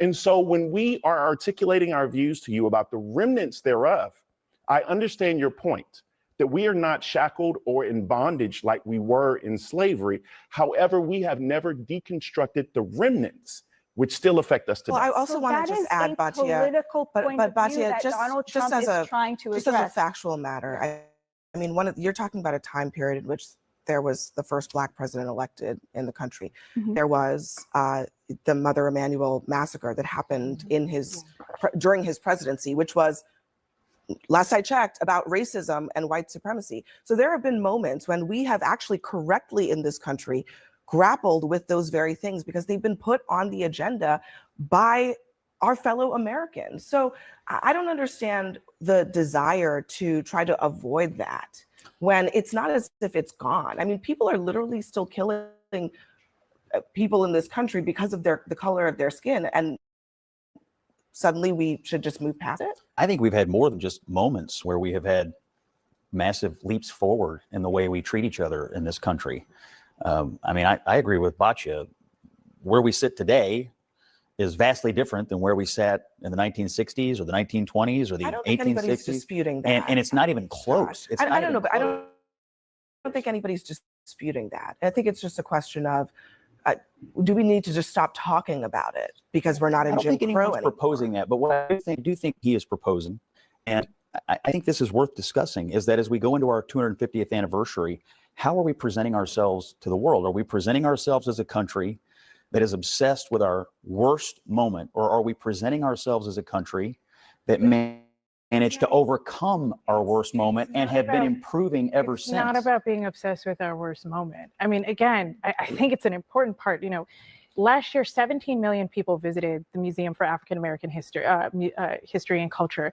And I think that's an important number because part of what they saw was that this was a story about African American resilience. This is a story about community. It is a story about democracy and triumph, but it is also a story about two parts of the same coin that you can't have. And I think this to Bakari's point, that you can't have that story of resilience. You can't have that story of expansive democracy without understanding how it happened and how we got there. You can't erase slavery. Well, it's over and done with, and now we're not going to talk about it. A quick moment, though, on Donald Trump's role in all of this, because I think that kind of gets glossed over. I mean, the idea that the president is saying that he is going to have his attorneys go through the museums the same way that he did the colleges and the universities is, as far as I can tell, not something that we've seen in this country in a very long time. And it's also something that deserves to be pointed out as not normal. I think it's not normal, but also, is this a good use of time for the president of the United States to be doing this? I think you saw that clip in 2017 when he was praising the African American History Museum. He was talking about his tour and the visit. I'm not sure what changed from now until then. I'm not aware of other exhibits or other like language being inserted into anything that's being, shown at the museum. What's changed is the backlash on the right. Yeah, against anything that has to do with race. And he's leaning into that because that is where his political base is. But we also have a responsibility to the facts and to actual history, not just the version that suits us in this political moment. I don't think that, I think that the president is throwing stuff against the wall even when he tweets stuff like this. And I think that you have to be cautious about discounting people for their remarks, particularly when you have the president of the United States. But coming from the South where I'm from, you don't have to necessarily read about your history in history books, which is fascinating because you go to the barbershop and people tell you about when King came to town. I mean, people actually, they slept on jailhouse floors, they smelled the bullets come by. And so you have this griot type of culture. The danger, however, is not with Donald Trump, who's an 80-year-old man. And this is what we haven't tackled. The danger is with people like Dylan Roof, who had as much hate in his heart as Lester Maddox and other individuals during that time period. We have an entire generation who will discount that history. And I prefer, and I think this, kind of to your point, progressives and liberals and even people to the right, particularly now, have gone to this point where we don't want to have the free flow and exchange of ideas, where we cancel people who have ideas that are different from yours. And I think we have to get back to a point of having more education, more books, more museums, more history in those museums, more exchange of ideas so that we become a more educated country. Because right now I feel like this country's dumb as hell. All right, we'll leave it at that. Next for us, a red state is now giving teachers ideology tests to weed out the woke. Here are some of the questions that they're going to be asked. Plus, more Republican governors are sending their own troops to Washington, D.C. tonight to join Trump's takeover of the city. We'll debate that.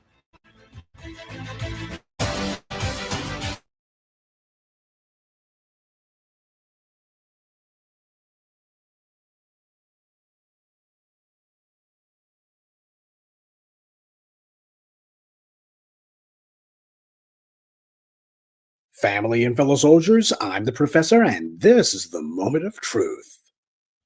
The Orange Man is making headlines again, this time for saying that he wants to review the Smithsonian's exhibits because, as he put it, everything discussed is how horrible our country is, how bad slavery was, and how unaccomplished the downtrodden have been. Some of Trump's administration operatives wrote a letter to the Smithsonian Institute's secretary saying that their goal is to celebrate American exceptionalism, remove divisive or partisan narratives, and restore confidence in our shared cultural institutions. Well, for the record, American slavery was a shared institution.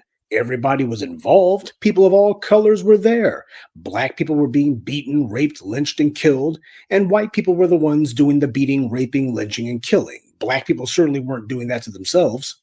And this went on for hundreds of years. And all these other groups, they were also involved. They helped to uphold slavery too.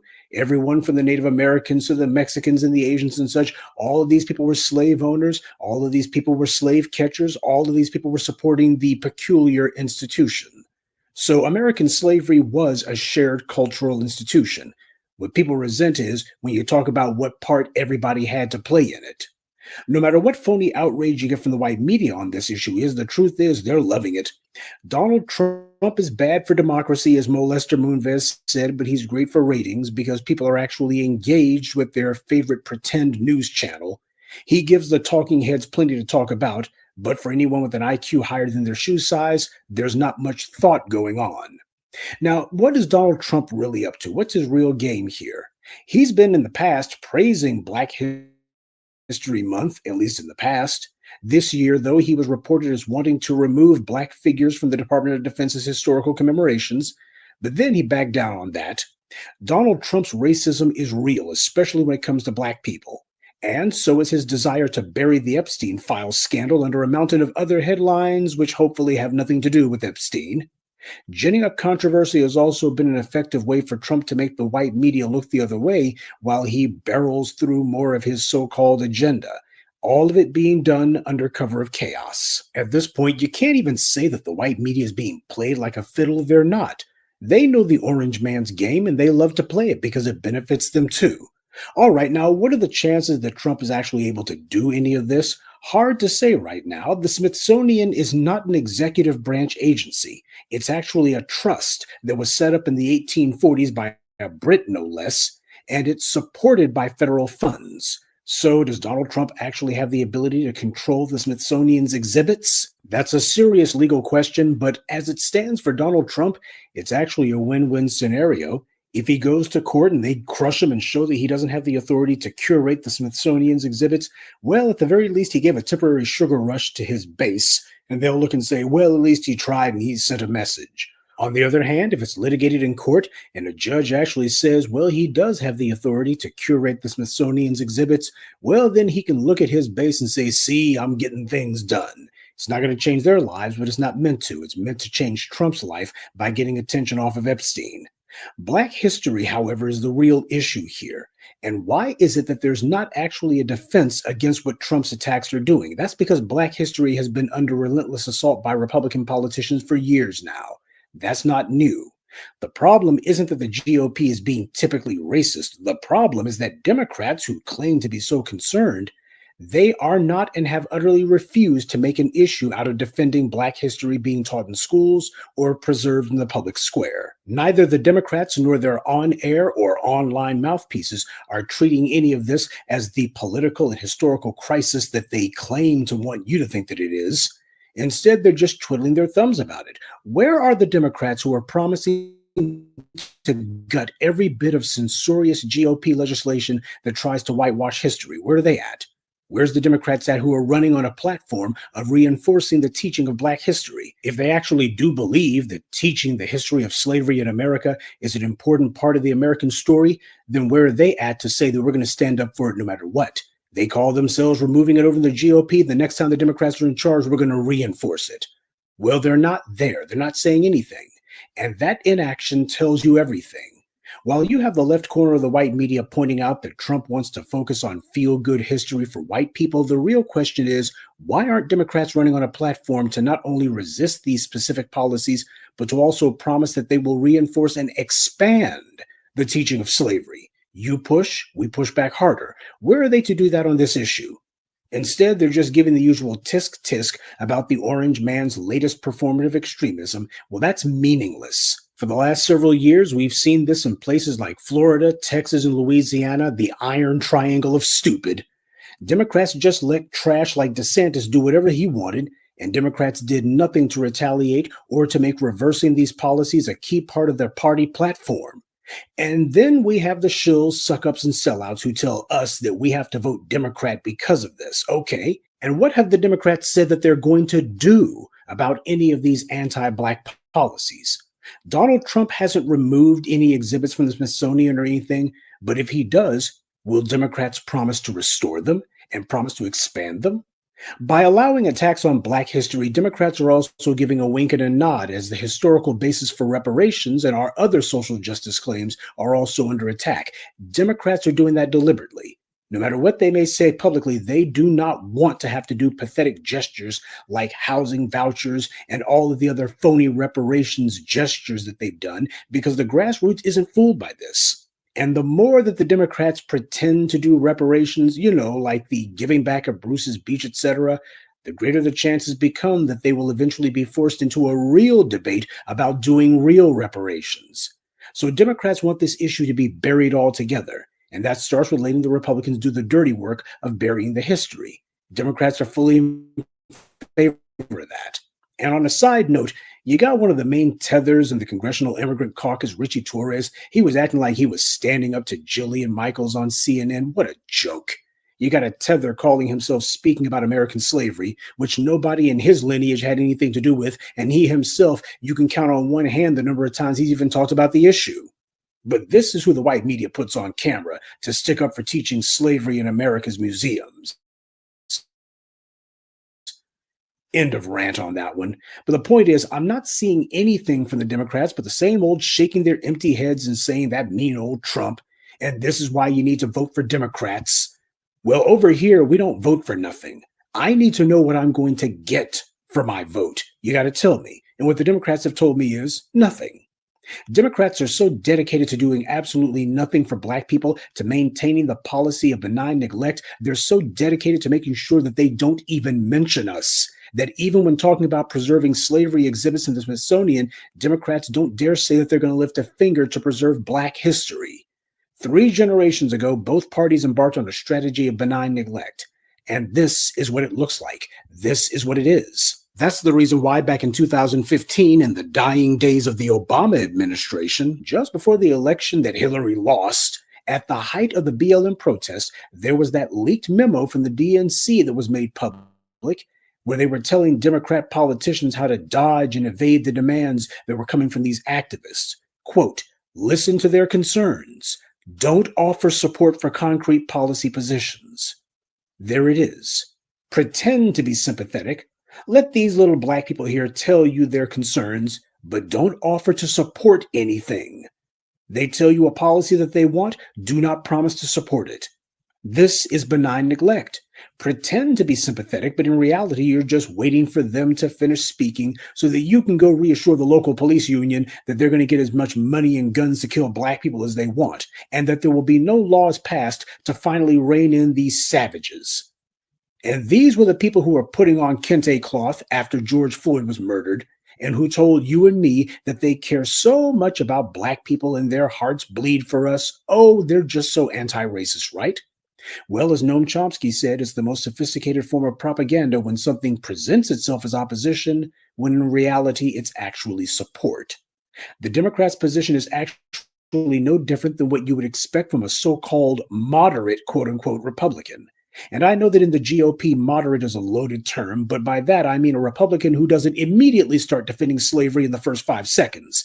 That seems to be what qualifies as moderate in the GOP these days. But if you talk to a Tim Scott or a Darrell Issa about police violence, those guys wouldn't lecture you about police do a dangerous job, but if you told either of them that there need to be policies put in place to punish the police and to remove qualified immunity, those 2 guys wouldn't so much as even hint that they would ever support anything like that. They would politely listen and then tell you that everyone's opinion has value, etc., and they want safer streets and police need more and better training, etc. But they're not going to say a thing about any actual policies. Now, how is that any different than what the Democrats do? If you're not talking about punishing the police, if you're not pushing legislation to do that, if you're not instructing agencies that you want that done, then you're just wasting our time. And the same thing goes for these GOP attacks on Black history. Democrats have had several years and successive controls of Congress to show what they'll do on this issue at both the federal and state levels, and they won't even take a stand on it. Where's even one Democrat at to promise to yank federal funding from any state or school district that removes Black history or tries to whitewash it, or tries to otherwise defend slavery in any shape, form, or fashion? Where are they at to do that? Where's the Democrats who will use the power of the purse and every federal office they have to punish Republicans for these kind of maneuvers? They've had several years to do it and haven't done it anywhere, not even once. That's how you know the Democrats are actually in favor of these moves. The two major parties are both wings on the same white supremacist vulture. Republicans do the dirty work that Democrats can't. When Democrats get in office, they just start telling black folks all the things they can't do for us.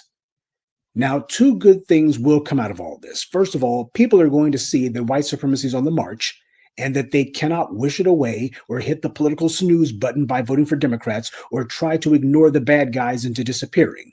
You're going to have to actually fight them and get off your butt and do that. Secondly, people are seeing that Democrats aren't going to do anything about these Republican attacks, and that's going to have people looking at the Democrats with fresh eyes for the first time in their entire lives. Democrats will yell about how mean Republicans are, but not one of them will talk about crafting policies to punish the GOP for it, or about reversing these policies. They'll try to BS their way past the voters with a bunch of hot air and empty rhetoric. That's what Kamala Harris tried to do. On everything from reparations to punishing police to the genocide in Gaza, she would express phony sympathy, but she wasn't about to take a concrete position, especially not for the policies that the grassroots voters are demanding. Oh, I'm sorry. In actuality, she did take a solid position on reparations. She said, I'm not going to do anything that's only going to benefit black people. No. And she wasn't alone. Bernie Sanders said, reparations, that's not feasible. Elizabeth Warren, she said, reparations for what? So the Democrats have taken concrete policy positions on reparations. They are solidly against it. And if they're against reparations, which they are, that also means that they're solidly against teaching the historical basis for reparations. They too would like to see the issue of slavery fade from the American consciousness, because the Democrats, like the Republicans, also hope to escape reparations. Now, they can't say that publicly, but they don't have to. They let the Republicans say it for them. Democrats have made it crystal clear that the people will have to force changes onto the system, and that Democrats will do nothing to help. And if that's the case, then what the hell will we look like voting for them? You want to make the orange man the bad guy here? That's fine. That's his brand, and I got no problem with heaping scorn on him. My question is, who's the Democrat hero that you're supposed to be counting on to come to the rescue? Which one of them has said that they're even going to? Because if you're really going to overlook that fact, then Donald Trump's not the only one desperately trying to forget the past. Good day, and be one. I'd like to take a moment to mention some of our contributors: Chris Baker, D. Sherrod, E. Rock, Jacques Hargett, and Julia Ragland. Salute to them, and thank you to everyone for listening, liking, and sharing this message. Black empowerment only exists because of you.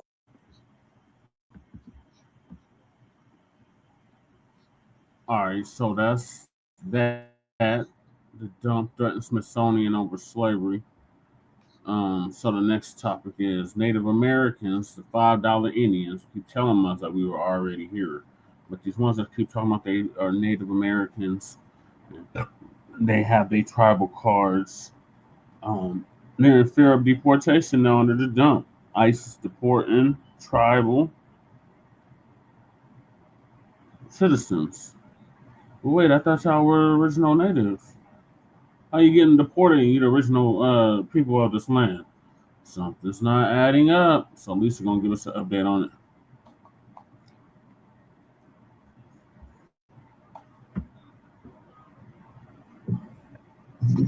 Shalom, family. Good to see you all here. This is my final live stream today. I did 4. Man. Okay. So, y'all, I am going to talk about what they label natives, which we now know they are not natives in this land. When they came across the Barren Straits, people were already here. And I can tell you those people were very melanated. In fact, a video today, it was real interesting. It said these are pictures that were hidden about the true natives of the land. And let me tell you, every single picture was melanated people. They were not anything else. So Turtle Island was very melanated. Woolly haired and melanated. Okay. And we know they've been hiding this mess. And, you know, they think we don't know. and they have a fear of us finding out, but they're not very good at hiding things. They just think they are, that type of thing. So, yeah, it's been busy. It's been busy. I still got to get the orders together tonight. If you want to order, as long as you get it in before midnight, it will go out tomorrow. So you still have time if you're interested in purchasing something. All right. So we're going to talk about this. They are complaining because they're saying they're being harassed by wants these people out of here. He wants them off of these reservations and out of this country because he said they falsified who they are. And it's not just them. This government took part in labeling these people as natives. They didn't really take it upon themselves to do it. This government had a lot to do with it too. It is taking the identity away from us and putting it on others. They've been doing this forever now, since they've been in the land. So I want you to hear what some of them have to say and what some of our people have to say. Let me share my screen and we'll get started.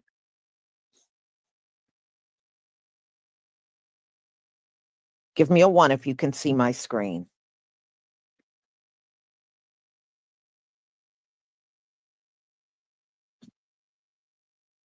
Thank you.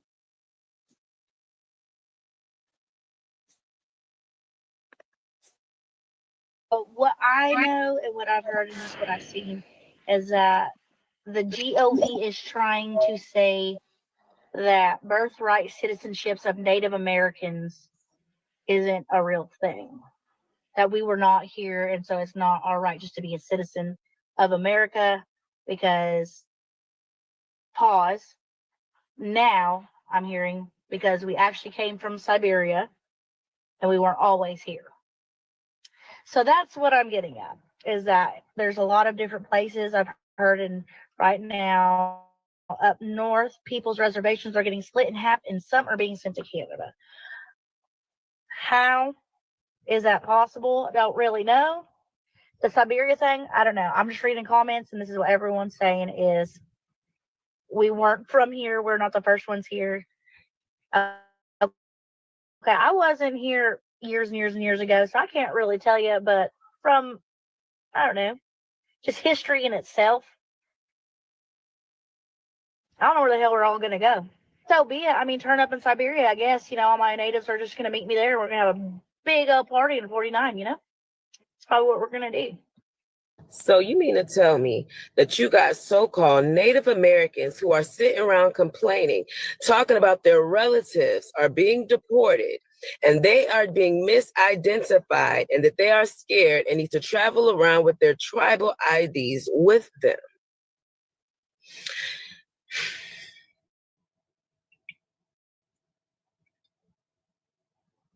And they also said that it's not them, these are their cousins that's being deported.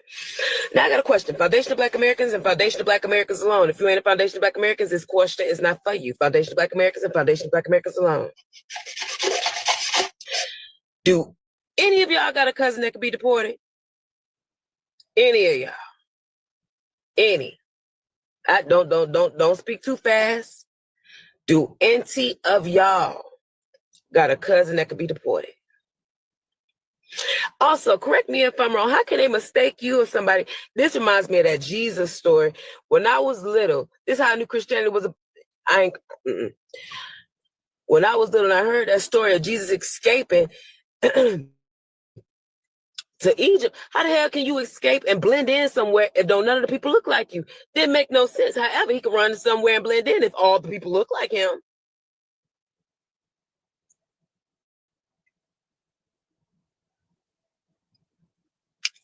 And also, riddle me this. I seen a comment saying, it'll reach a point to where tribal IDs will not matter no more.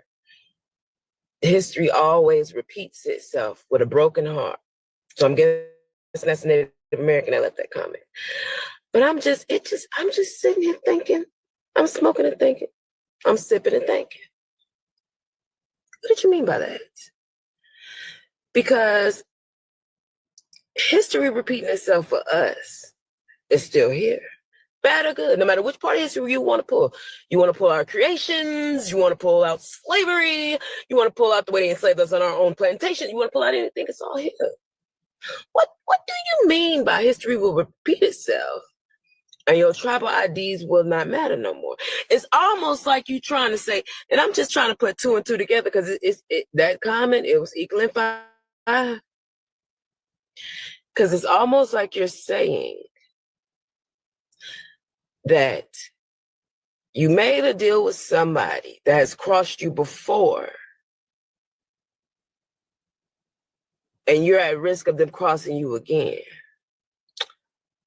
But I don't know. Why is my people so in a frenzy about the Native Americans being detained and deported? Help it make sense. I mean, just make it make sense. Our government don't need them anymore. Their purpose has been served. They living on federal subsidized land, not paying taxes, and they getting money from our government. And they not even the original people of this land. They're from Siberia. They came onto our land and they befriended and betrayed our people, sided with the Spaniards, helped conquer our land and enslave our people. And when we was freed from slavery, they were the last ones to free their slaves. They didn't even want to free us. And see, our government knows who the true indigenous people of this land is. And when our people become known as the true indigenous people of this land, all those taxes that our ancestors them paid and that we done paid, they got to get it back to us. So basically, fuck a reparation, we want restoration. Time for a change. Educate yourself. Knowledge is key. Know who you are, know self. Continue to grow and stay woke. And I have a nice day. Trump is showing no discrimination even towards Native American Indians. So if you look right here, you will see raising race. So I'll zoom in on this so you can see it. But this headline, NBC News, by the way, we know that's an accurate news source. NBC News says Trump immigration raids snag U.S. citizens, including Native Americans, raising racial profiling fears. We know that's accurate, right? So as y'all know, and for those who don't know, the Native American people are currently being deported. And now you may be wondering, how can you deport somebody who's native to this land, who's indigenous to this land? And I got one simple answer for you. They're not. See, the Gov paid and brought them over here to cosplay as the actual indigenous people. And I know a lot of y'all aren't going to want to hear this, but the actual indigenous people are Black people. And let me be clear, Black Americans.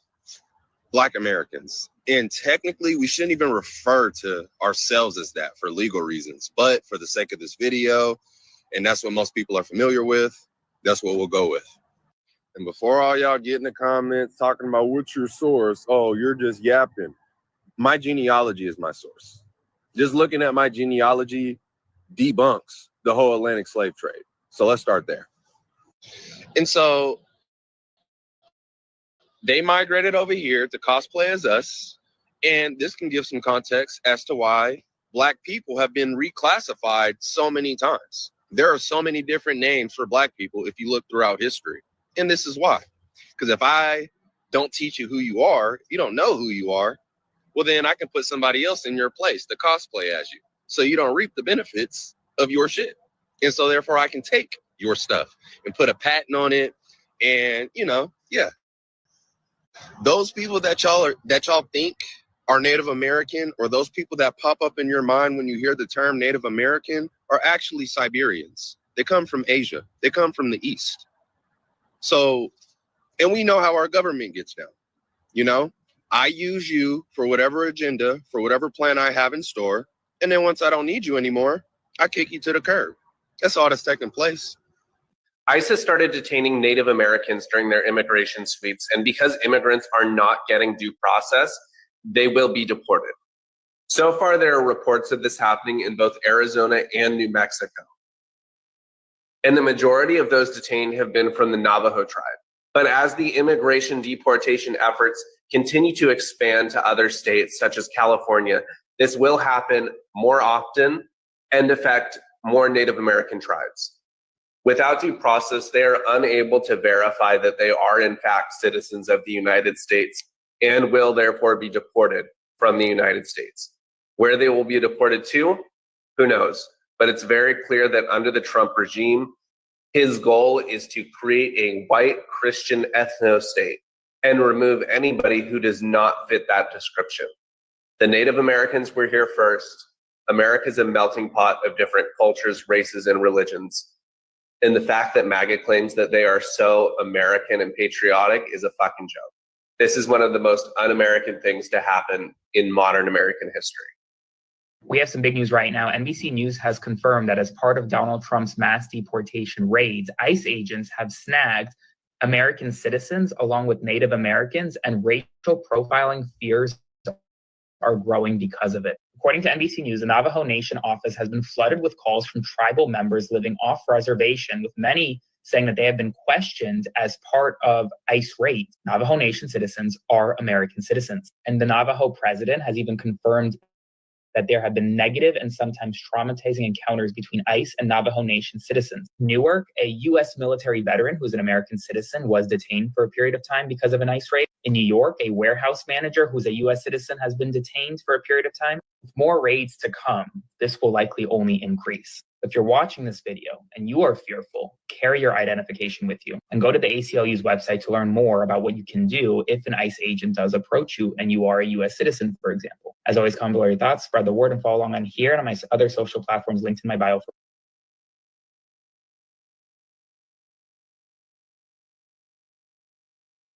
Okay, y'all.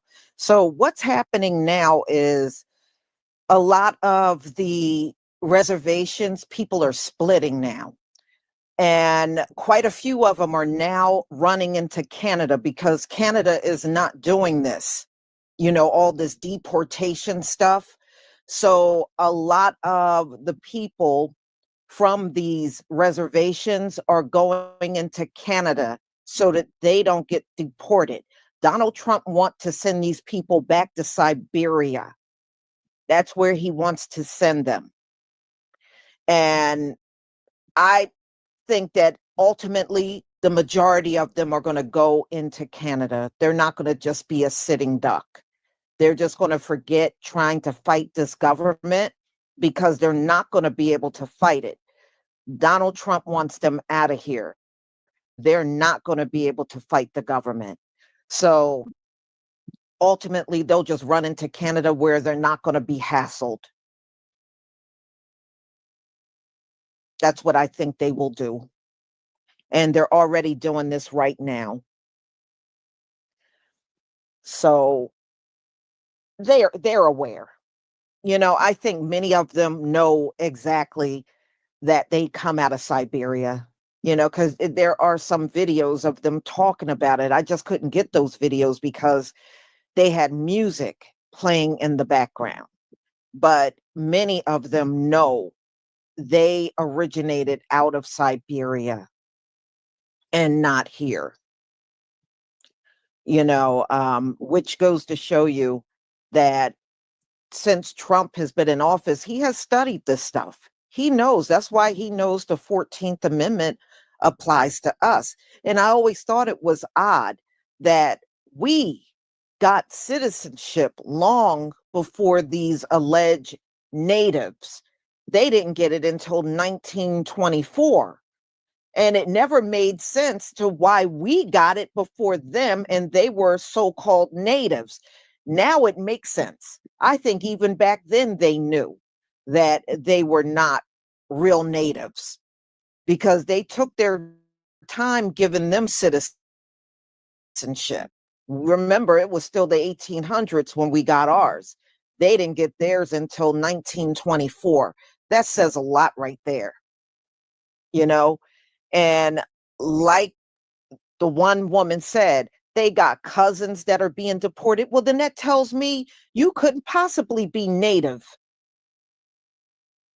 You know, I mean, look, we know our families aren't going to get deported. So that says a lot right there. Siberia. Donald Trump wants to send them to Siberia, where they came out of. That's where he wants them to go.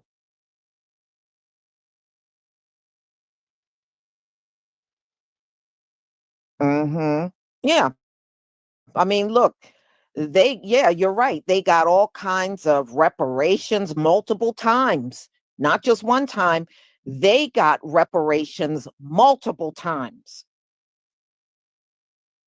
And they got their own land, which are the reservations. They have done a crappy job in taking care of the reservation. Even if it was crappy, they could have made something decent out of those reservations if they wanted to, and they didn't. They just sit there and they live in them houses that look like raggedy shacks. I don't know if any of you have ever viewed some pictures from those reservations. Those houses are shacks. And it looks like they haven't improved the land since they've been in it. So that's where it stands right now. You know, I think many of them are going to be gone before they have the opportunity to deport them. But they are complaining that ICE keeps harassing them. That's what they keep complaining about.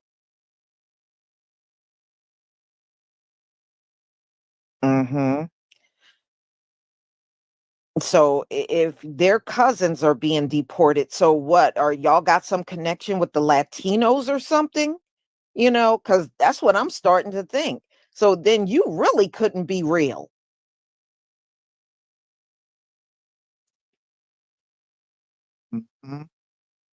Boy, this place is a trip.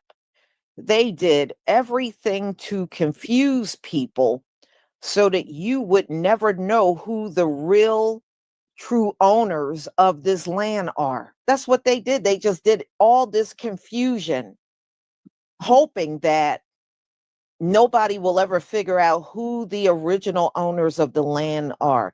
And I knew it had to be us because look at how many times we have been reclassified. Multiple times. And no other group has been reclassified like we have been. It says a lot. It says a lot.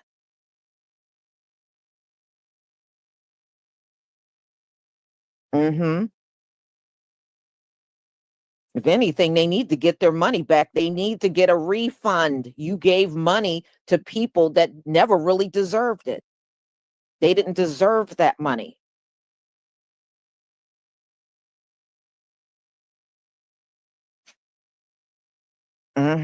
Oh, yeah. I saw when I was shocked when I started seeing pictures that came out of those reservations. Those people will live in squalor. They really will.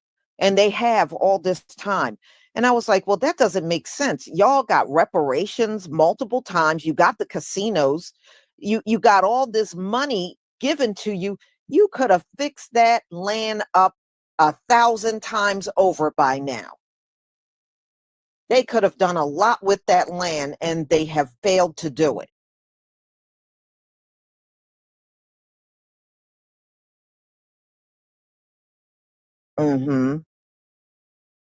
So, I mean, that's on them. They squandered their time.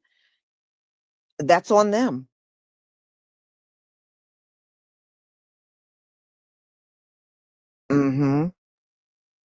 And plus, they're big adversaries of ours, too.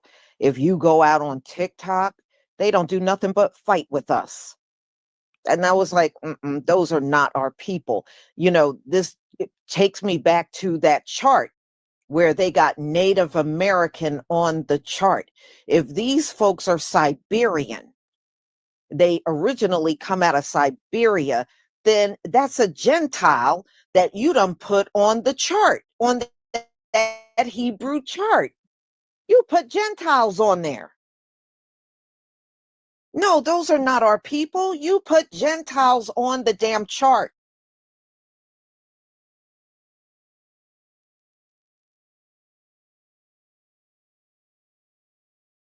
And they're still using that chart, by the way, y'all. They're still using it.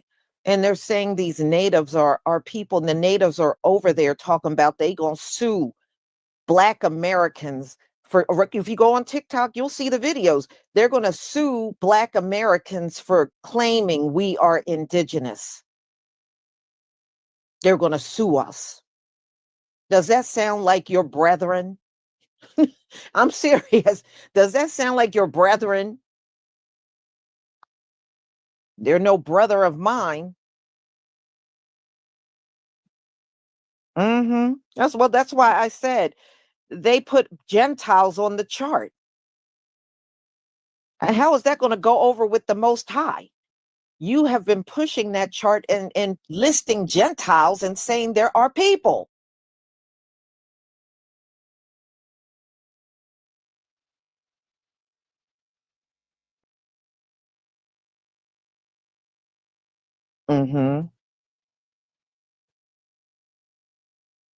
Yeah, well, I don't care what they do. All I know is if they take it to court, then they're going to be forced to reveal who they really truly are, right?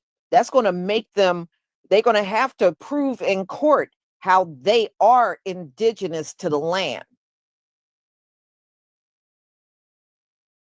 They're going to have to prove it. So let them go to court and prove it. Good. And maybe we can get this thing resolved once and for all. That's the way I see it.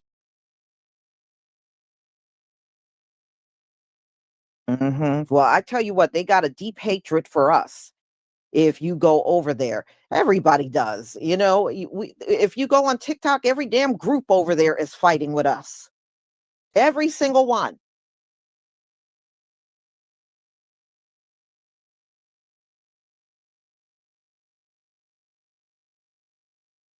I mean, it's unreal, but I'm kind of glad that the Most High is showing us, you know, these are not your people.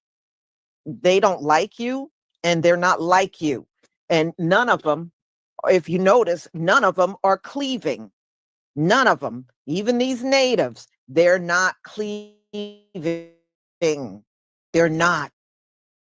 None of these groups are. So the ones that do, it's going to be very few. I can see that the Gentiles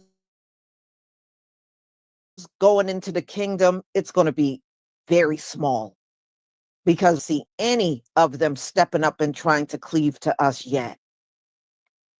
We don't see it. We see them trying to fight with us and complain about us, but they're not cleaving. And that says a lot.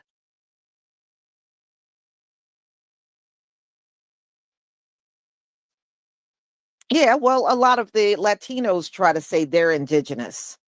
And now many of them are trying to lie and say they were in the land when slavery was going on. And that's a lie. They were not in the land. They were not in the land, but they're now trying to lie and say they were. That's why they were complaining when the movie Sinners came out, and they were like, well, where's the Latinos? There were no Latinos in the land back then. Y'all might have been out west, but over here on the East Coast and the Southeast, y'all weren't here. You were not here. You might have been in places like California, Arizona, places like that, but you were not. When you go look at the census, there were no Mexicans over here on the East Coast and in the Southeast. They were not here. They were not here. And they're not in the census at all. Mm-hmm. But I find it hard to believe that these folks are Israelites and they can't even stand the melanated people that are really Israelites. But that you're going to, maybe you should explain that. I mean, I know that we have our differences, but their hatred is right up there with the Latino. Seriously, I would say it's equivalent to their hatred for us, these natives. Well, Siberians.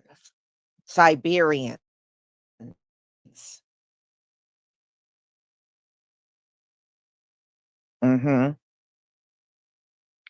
So, y'all, I'm going to go ahead and conclude. This is my final live stream for today. I am looking at a couple of stories that I might do tomorrow, but I'm still looking. But no, our people, by the way, I want to make a correction, did not bomb Iran. Iran made a statement. I think somebody did not understand what they were reading. Iran made a statement that they were ready if Israel ever tried to attack them again, they're ready. That's all I saw that came out in the news over the last few days. Them making that statement. That's it. So, y'all, on that note,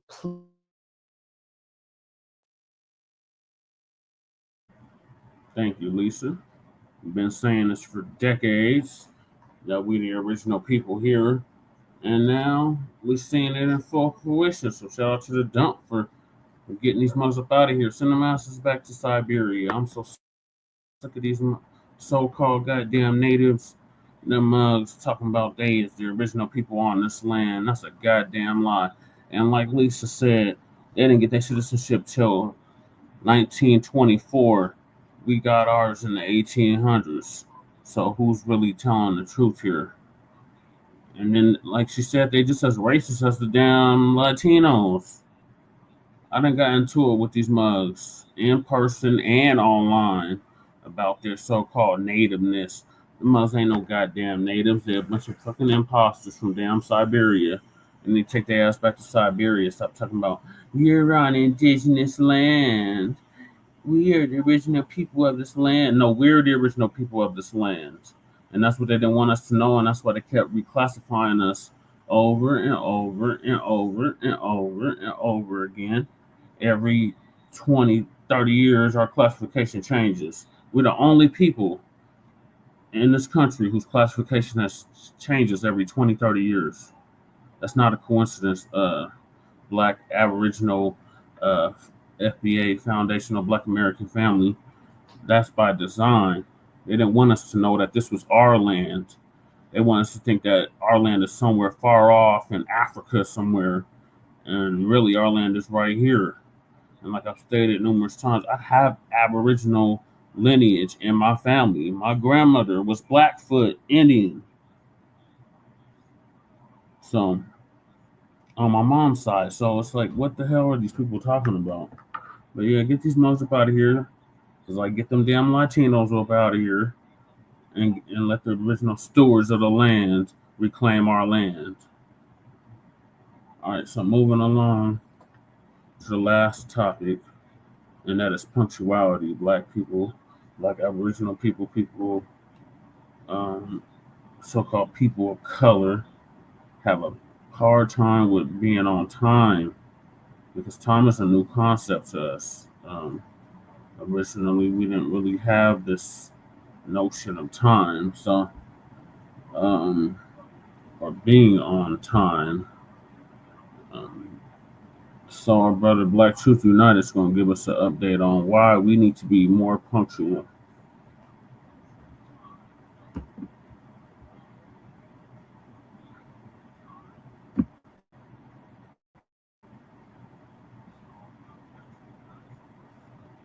Salute family and welcome back to another video. This is Black Truth United, and today we're going to be covering a very important subject that I don't see a lot of this topic that has been ailing our community for the longest, and that is punctuality.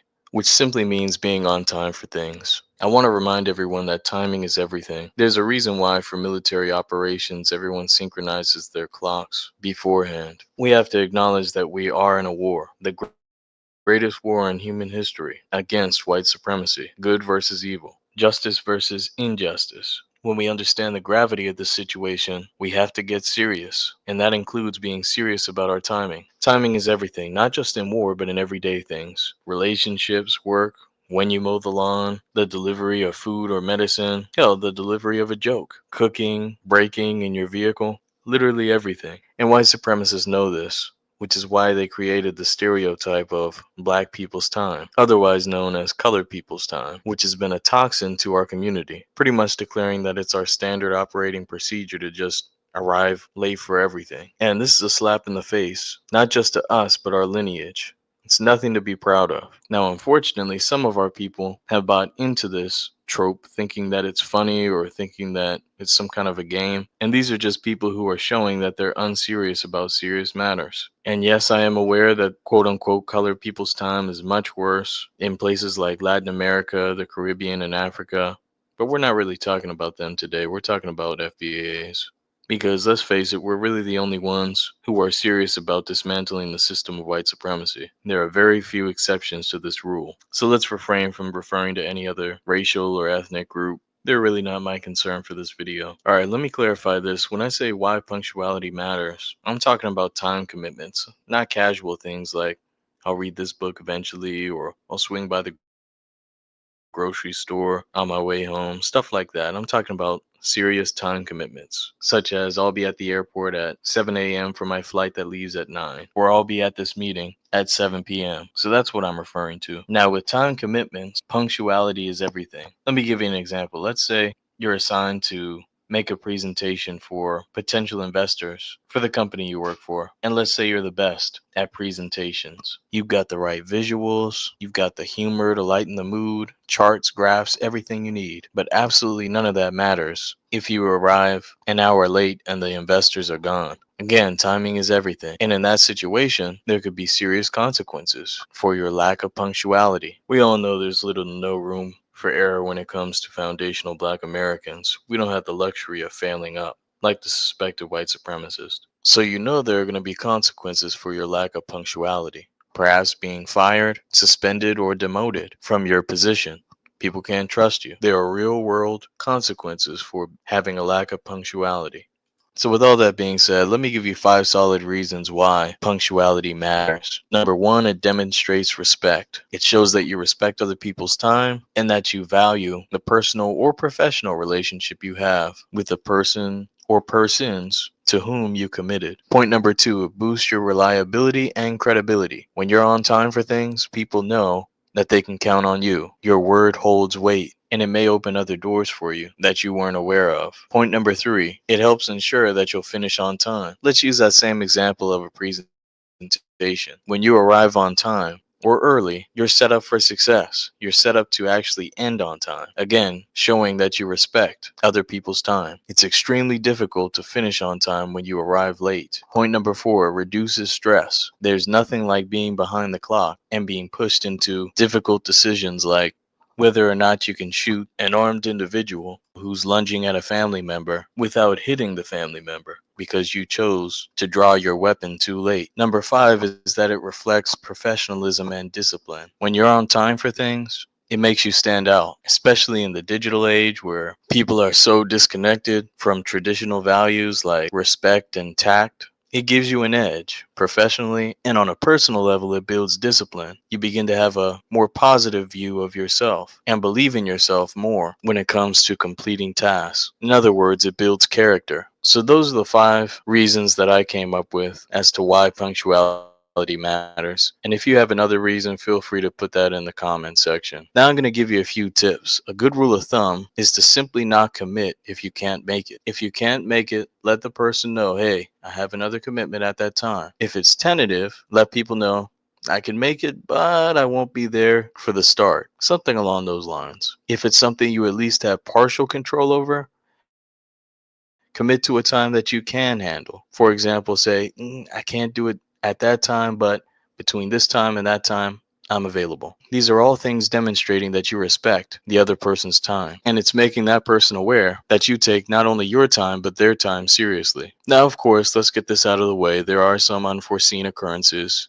If you recall, in my series regarding the code for Black businesses, I covered this. If there's an accident on the highway or a family emergency, something like that that you can't control, just do your best to inform whoever it is that there will be a delay, and don't make it a habit.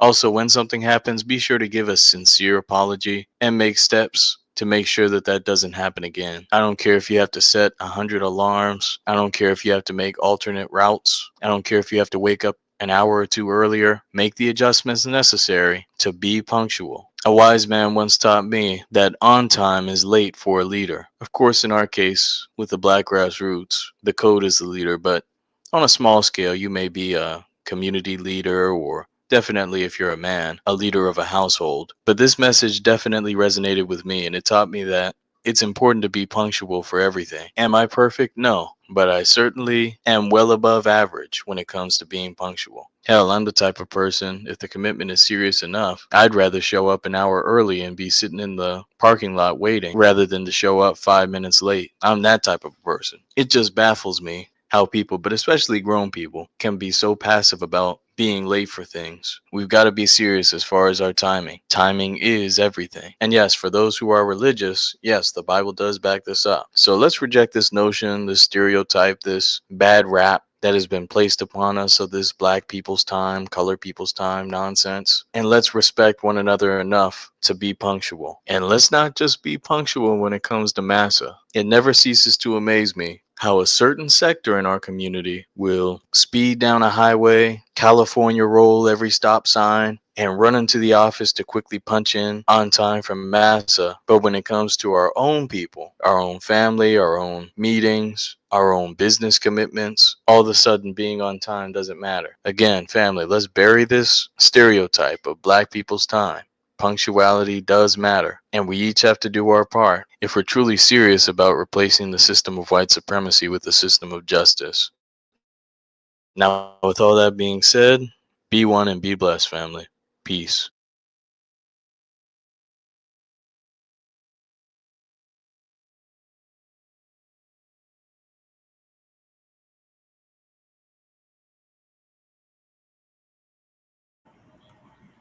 All right, thank you, Black Truth United, for that. Yes, punctuality is a must. We got to exercise it, Black family. We got to do a much better job of doing it. I know I'm talking to myself because Lord knows I hate being on time for shit. And it's been like that since I was a young child. I hated being on time for school. I hated being on time for work. I just hated it, man. I noticed when I was on time for things, it made things a lot smoother. It was a lot less stressful, and I was able to get stuff accomplished that I normally wouldn't have got accomplished if I was late. So that's all I have for y'all this afternoon now. Thank y'all for tapping in. Make sure y'all like and subscribe.